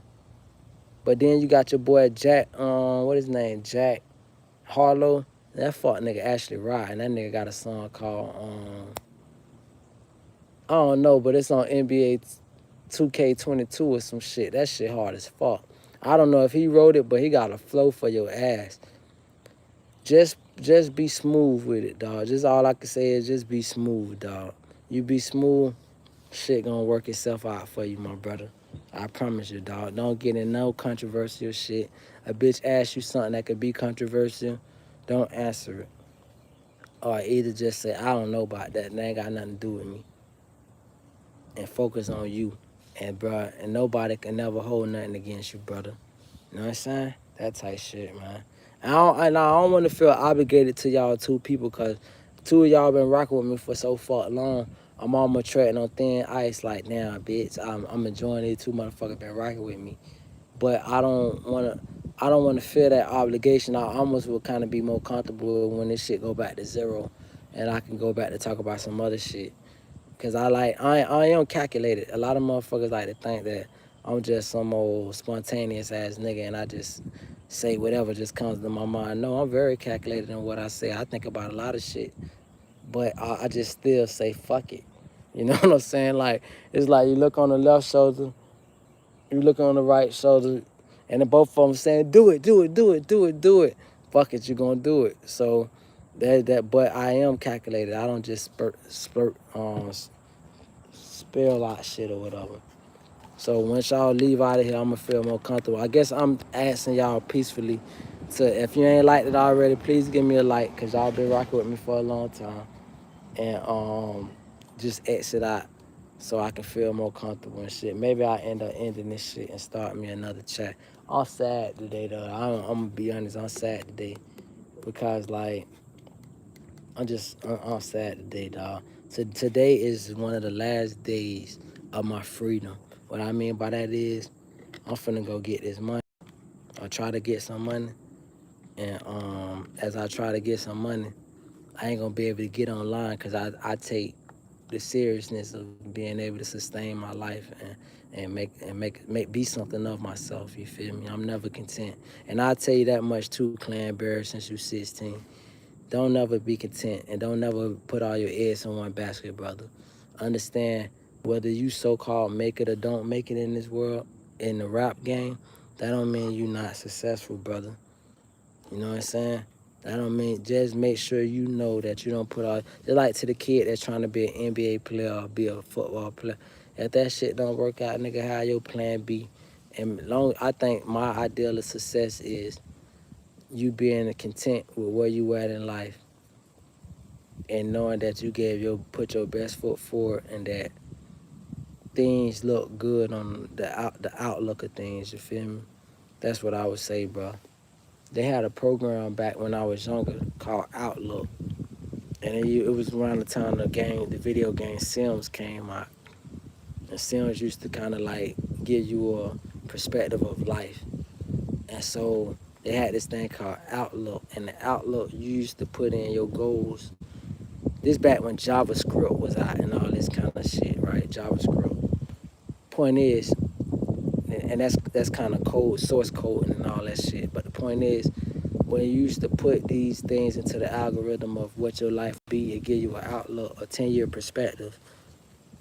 And when you able to put a 10-year perspective on, am I doing something that's gonna set me up 10 years from now to be doing awesome, then you can consider yourself as a success. You know what I'm saying? I hope y'all with me, bro. I hope I ain't just like, but that's just what this shit is about, cuz. Anyway, I'm gonna end this shit and then reappear later, bro, because I got some things I want to handle. Oh, yeah, and I'm going to lose you on this, Clan Bear, if I ain't already lost you. This ain't got nothing to do with you, so I'm just asking you tune out because I don't want to embarrass myself in front of you. But I'm finna talk a little reckless real quick. And to see you leave when I talk reckless, it make me feel some kind of way. Brother, start posting as much as you can, bro. Not only start posting, because I don't know how to navigate this YouTube shit, bro. Like, I got way less followers than I should have. Nigga, if anybody was to check my shorts, I got masterpieces, comical masterpieces. You know the most annoying part about this shit, bro, is you put these little videos together and these ideas and collages together just to see a bitch copy you. And then you scrolling through your shorts one day and you see a bitch that copy you down to the fucking T. And they already at 3,000 likes. And bitch, all you got is 20, 30, 40 fucking likes. And they copy you to the T. These niggas know who you with. That's why I say, don't step on the... Listen, I'm going to just give this the best advice I could give you, bro. The rap game. And I know you supposed to be white because you Irish, but I need you to catch this message. The rap game is 99% fuck niggas. Fuck niggas. Niggas that can't never hang around. You getting the opportunity to talk to The realest nigga you ever gonna speak to, bro. That's outside of the camera. That's like we on video, whatever social media. But these niggas is fuck niggas. They have no problem being a fuck nigga. They was raised as a fuck nigga. These niggas, daddy is a doctor and their mama is a lawyer type ass niggas. Not saying that's a fuck nigga, but what I'm saying is they never had a struggle in their life. And they're in the rap game, telling niggas about what's real. When these fuck niggas have no, they never got to spend the food stamps with the fucking people on the paper. They never was walking around the ghetto picking up the food stamp paper, thinking they had a book of food stamps when the bitches at the end, but bitches used to throw that shit on the ground back in the days. They never had to get in the tub after 6 other kids done already been in the tub, and it's the same motherfucking water, just so the water can get. They never have no struggle. They don't have the big bacon grease sitting on the kitchen table, and the bacon grease get reused over. They never been through nothing, but they'll be the ones talk about this and that. Now I'm gonna make a example real quick. I don't want to make the nigga the butt of my joke, but I'll just make a quick example real quick. And I ain't calling him a fuck nigga. I'm just making an example. Look at this nigga from Clips. The nigga make great music. Both of them niggas make great music. I can't remember none of them niggas' name. But when I listen to them niggas' story, them niggas had wealthy parents and they daddy and mama been together their whole fucking life. You ain't been through no struggle, nigga. I don't give a fuck how so-called good you rap. It's fictional. I like realistic shit. I like shit that's sincere. Give me a story. Give me the Eminem Trailer Park Trash before you give me the fucking Barron Trump, bless his heart. Give me the Trailer Park Trash. Don't give me the motherfucker that had a silver spoon in his mouth. Cause I'ma rock with this nigga who came from the struggle before I rock with some nigga that parents been together their whole life and never had a struggle. You so dope cause you just was bored. Other niggas so dope cause they was trying to help their mama pay rent. Or they so dope cause their mama was smoke. I know niggas that sold their mama crack. I could never sell my mama no drugs. But I know niggas that sold their mama crack. Their mama was the tester. And these niggas don't got them kind of stories. I can't relate to them niggas. That's why no matter how good the music sound, it's like, bitch, this just a fucking sound. I would love your stuff, but I think people will copy someone named Cerberus Yee. I had some struggles with my mental health, and I lost a lot of people I cared about and been bullied a lot. My brother, let's chop it up real quick on some 1K shit. I took double coat and Risperdal since I was 13 years old. Bitch, my mama been took me to get psychological evaluations. I was in psychiatric hospitals when I was 14 to 15. Nigga, I done been at 4 points. I done had them motherfucking Thorazine shots where you get shot in your ass and then you go straight to fucking sleep. You know what I'm saying? Like, bitch, any nigga a nigga never been in the psychiatric hospital, you never heard Dr. Strong. Dr. Strong? They call Dr. Strong out, them big ass muscle bound nigga come out in the scrubs. I done been in the blue room where that bitch is padded, just like the movies where the bitches is this and that and the third. I made it through the real struggle. I done been in the homeless shelters as a teenager. I done sat with the shelter counselors doing high school and motherfucking hoes that I liked it, women that I liked it, was laughing at me and shit. And that's what I meant, but I'm gonna tell you the cool part about it. I keep my house so fucking clean, bruh. I vacuum like a little old lady. I scrub my walls down with bleach. I don't leave no dishes in my sink. I clean. If any trash float in my neighbor's fucking yard, I go pick the shit up. I just cut my neighbor grass because the shit was getting too hot. Bruh, it taught me, if you live in those kind of situations, bruh, and you from the real struggle, them people don't let you play in they shit. They don't let you come in you don't get to live, like, you live in them group homes, them people that are just for the check. You can't live in no group home and think you just gonna motherfucking goddamn do some nasty shit. Cause they treating it like it's their house. They just there to get that goddamn check. So you gotta make your bed before you go to school. And I just watched a kid and it made me cry. A kid in South Florida, he just got stabbed to death, a little white boy. He got stabbed by another white boy. And the white boy been saying he gonna stab him. And here he is, cause his mama is on drugs. So he living in the group home because his mama on meth. That's why I be saying, it's something why I do know is white boys with a stirred motherfucking tail. That's why I say, if you got a stir, tell it. I don't like to see no silver spoon. I ain't gonna say I don't like, I just don't care to hear no silver spoon, nigga. Go rap your silver spoon shit. Rap about the fucking country club you grew up on. Don't tell me you was selling dope when your motherfucking people had fucking millions of dollars or $100,000, and bitch, my people ain't never touched none of that shit, funky bitch. Matter of fact, another song you should listen to, Trick That It Ain't No Santa Claus. But the point is that I'm making, nigga, we didn't have no Santa Claus. We went to motherfucking food banks. You know what I'm saying? My mama used to starve herself to make sure that we could get a fucking meal. I don't give a fuck about those. Anyway, let me stick to the point that I'm making, bro. This kid got stabbed to death in his group home. And imagine the hurt his mama feel, because she was on drugs. So the court took her kid. Now, mind you, even the mama on drugs still be trying to take care of their baby, right? Because she like, this is my baby. I got my struggles, but don't take my baby. But the government took her baby. And they said, your son gonna be safe in this group home. And then went to the group home and got his ass stabbed the fuck up from another hurt kid. That's the fucking crazy part about it. He didn't just die from a regular motherfucker. He died from a kid with another fucked up life. And this just happened in South Florida. Look at us. Broward County kid gets stabbed to death in his group home. And what the government gonna say? I'm fucking sorry? Nigga, I grew up in these same fucking group. That's why I like when my little homie, I had a little homie. When his grandma died, and that was his caretaker, cause his mama been on crack. And when his grandma died, while he was in the group home, he knew he gonna be in the group home longer. And that nigga cried all night. He played I Got the Hook Up, Master P, I Got the Hook Up. And I cried all night. And the Chico that was in the room with us, because it was 3 of us in the room, me and him shared the same bunk bed. Chico had his own bed. Bitch, we all cried all night with that nigga. You know, I be saying sometimes, that's why I want to say, bro, if you from a real life, bro, you got to know what you call success. A bitch can't never call me unsuccessful, dog. I don't need $1 million. I would like $1 billion, but I don't need none of that shit. I just need to be able to have my house that I got and be left the fuck alone.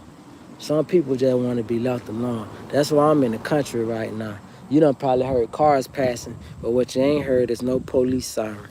And I grew up around that shit where I couldn't sleep. So motherfucking, I just be wanting to be left the fucking alone. Cause some people gotta be left alone. As long as nobody don't try me and fucking lose their whole family life fucking with me, I'm good. That's what I call successful, bro. To be able to motherfucking not hurt nobody and go to sleep and try to get over my nightmares. And these nightmares last forever. But when you try to just cope through it, cause the one thing about it, Crip Mac, the nigga Crip Mac, when he had his little fame, he was retarded as a motherfucker, but he used to say some real shit. He said, don't kill yourself. That's the name of this game. Don't kill yourself. Keep pushing. Keep striving.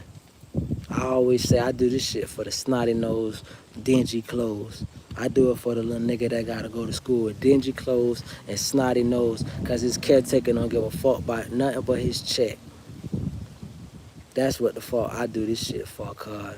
Outside of that, bro. And guess what? If I'm not telling you to be this kind of person that I am, because you said you want to be. When my uncle died, I broke into pieces. He was like my second father. You know what I'm saying? Yeah, man. This shit is a tough life, bro. Like, my daddy, he's still living, but he a fuck nigga. So it is what it is. And then my mama, we argue like a motherfucker, because she don't respect men. And she definitely don't respect me. She respected me when I was broke, but I love her to death. But when I was broke ass nigga, when I say broke, I'm talking about broken spirit, broken anything. I didn't want to do shit with myself. I really wanted to harm others. And my mama's main objective was to try to keep me from being in somebody's jail or prison. So she was the greatest mama. And then once I was able to heal and realize I want things in life, it's like she just, I don't fucking know. I feel like my life is the Truman Show. I be like, do a bitch want me to fucking, like, bitch don't really want to see me snap, bro. I'm cool as the motherfucking other side of the fan. But I got so much shit that I harbor on my heart. I cry a lot, and the cry help. I tell anybody, cry. All that motherfucking tough guy. I don't cry. I don't. Bitch, you better motherfucking lay your ass down on your face and pray to God and cry, nigga. That's the only thing gonna sustain you in this life, nigga. Let that shit go. You harbor that shit, you'll be one of these other niggas on the news. They talk about let these rounds spray. And I don't expect these pussy ass niggas going to shoot up these kids. How the fuck you doing a school shooting and you 30, 25 years old? These niggas goofy as fuck. But when niggas just go spazzing, I don't have no opinion on the shit, cause nigga, this world is fucking abuse you and won't give a fuck about you. And then when you trip, they'll talk about you. Ain't that some shit? Won't help you, won't save you, won't deter it. But as soon as you fucking lose your shit, they be there to motherfucking have all the cameras control the narrative. Oh, he was a psych guy. When he looked at his social media, bitch, you fuck niggas been saying it, so you was pushing them off the edge, bitch. You kicked them off the fucking edge. So this shit is about reforming. And all I'm gonna say is this, bro, and I'm gonna finish it like this, my brother. You started out this conversation saying you want to be a rapper.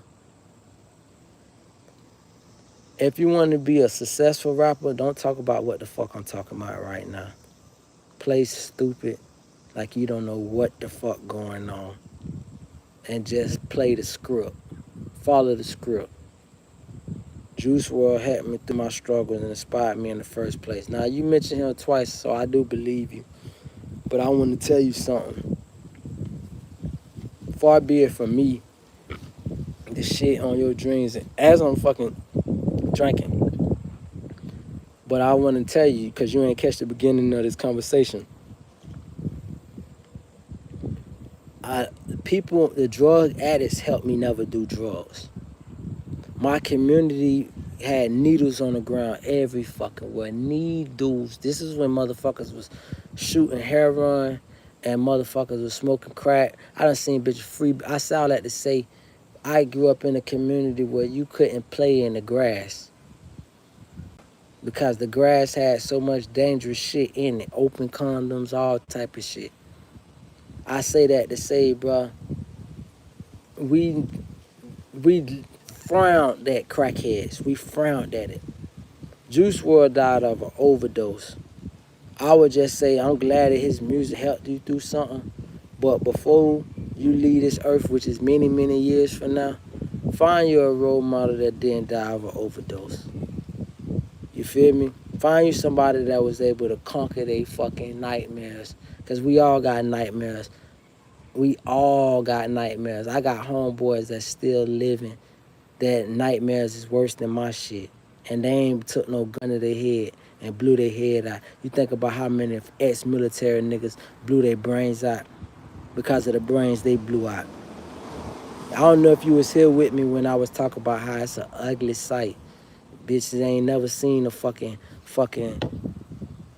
and bitch ain't never seen a bitch whole cranium blown the fuck off. It ain't the movies with a cute fucking dot. This shit just gets blowed the fuck off. You think average motherfucker could just sleep and just go to sleep? No, bitch, that shit gonna stay with you until you're 1,000,000 years old. And these motherfuckers who can't cope, they kill themselves.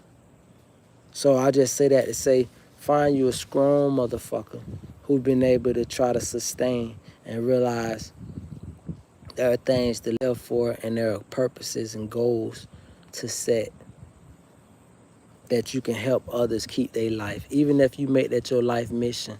I donate every fucking raggedy piece of clothes, good piece of clothes I got. I donate. Homeless person, I give food. I don't get no money. I give food. Because money, bitch, I know you're going to go smoke that dope. But food, bitch, you going to eat that shit. So, you know what I'm saying? Or Eminem. Use Eminem as an example. His mama was on drugs. His baby mama was on drugs. And he loved her. I remember first seeing the 8 Mile movie and I was like, this nigga a sucker. Bitch, this hoe in hell fucking this nigga in the studio.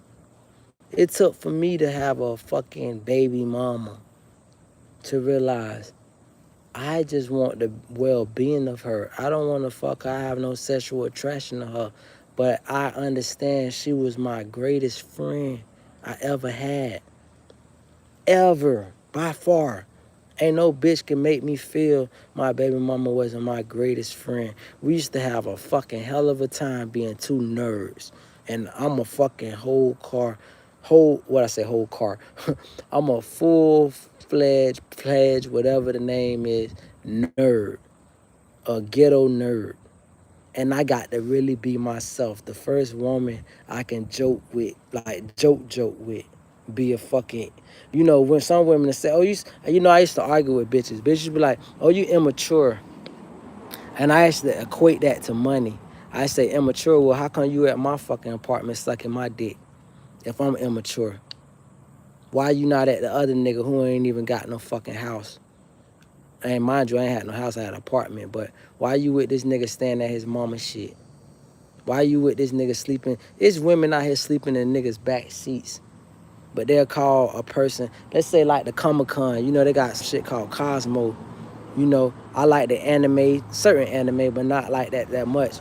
But don't, God forbids you like anime, Yu-Gi-Oh, nigga like the Yu-Gi-Oh, fucking Dragon Ball Z. Oh, these hoes will talk about you like a dog. Oh, you old immature, you immature. You like kid shit. Why you always on your game, your video game? They'll look at you like a clown. Versus a broke ass nigga that don't want to go to work, but he don't play video games.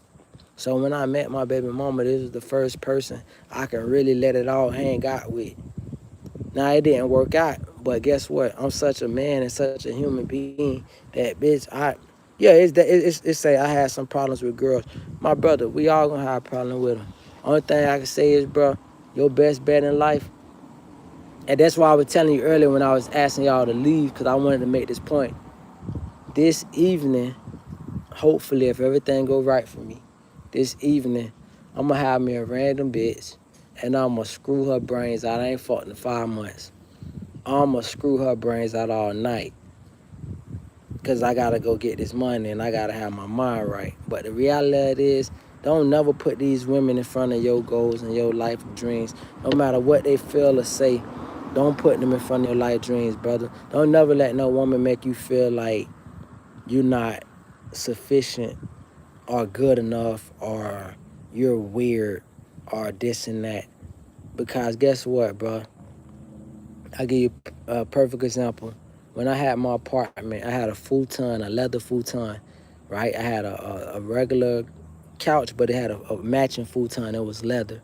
And I had this female, she put this acrylic, this nail polisher cleaner, that takes off the nail. I forgot, acetone, that's what it's called. And so she was using acetone on my couch and dripped it on my fucking leather couch and then melted a certain piece. And I remember crucifying her verbally about this shit. It's like, yo, what the fuck, man? I told you not to even get on my leather couch. I got a fucking cotton futon you could have sat on. Mind you, my fucking crib, and I had a plastic over my futon like an old lady. Like I always been a neat freak. I grew up in shelters and shit. They don't play that shit. Ain't gonna make it like I grew up in there my whole life. But the key pivotal points of me living in these places, they're very militant. Just like in the military, they make a bitch fold their fucking bed every morning and shit. It's the same way in these shelters. So I carried that kind of shit with me through my life where I gotta have a neat fucking house. I don't like no dirty ass woman. Bitch, get your pussy ass out. So my whole point is, I don't care how big your booty is, how good your head is, or nothing. If you's a nasty bitch, you gotta go. So fucking, she wasted shit on my fucking futon and it got a melted little shit. So I say, yo, and she like, oh, you doing the most and you doing this. I say, ho, you don't even have a place you can live at. When I met her, she had her own apartment. But this bitch wanted to act so snotty with me. She go get the nigga she really wanted, just like men do that with women. And that nigga caused her to lose her apartment. And then she was living on the beach with this nigga, on the fucking beach. So by the time you come to my shit, she still was physically sexy as fuck. But ho, you ain't worth the fuck to me.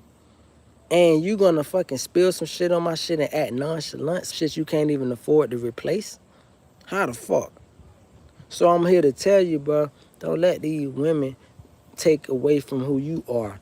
Just make sure you love yourself. And when you do love yourself, treat yourself great, bro. Like, I'm a cheap nigga now, but before I was a cheap nigga, Man, I always treated myself, boy. I got so many old videos, bitch. I used to take myself shopping with Nike Factory, bitch. 4, 5, 6 pair of shoes at a time. Nigga, I used to spend so much money on myself. These days, I got a child, and I was like, okay, I just want to make sure my baby be straight. But before I had a kid, nigga, I learned to take care of myself, bro. I learned that, nigga, if you build it, they will come. Like Field of Dreams. If you build it, they will come. Anyway, I'm out, my brother. You take care, love. I hope you subscribe. Fuck with me. Catch me next time I'm online. Love that part. Already, order.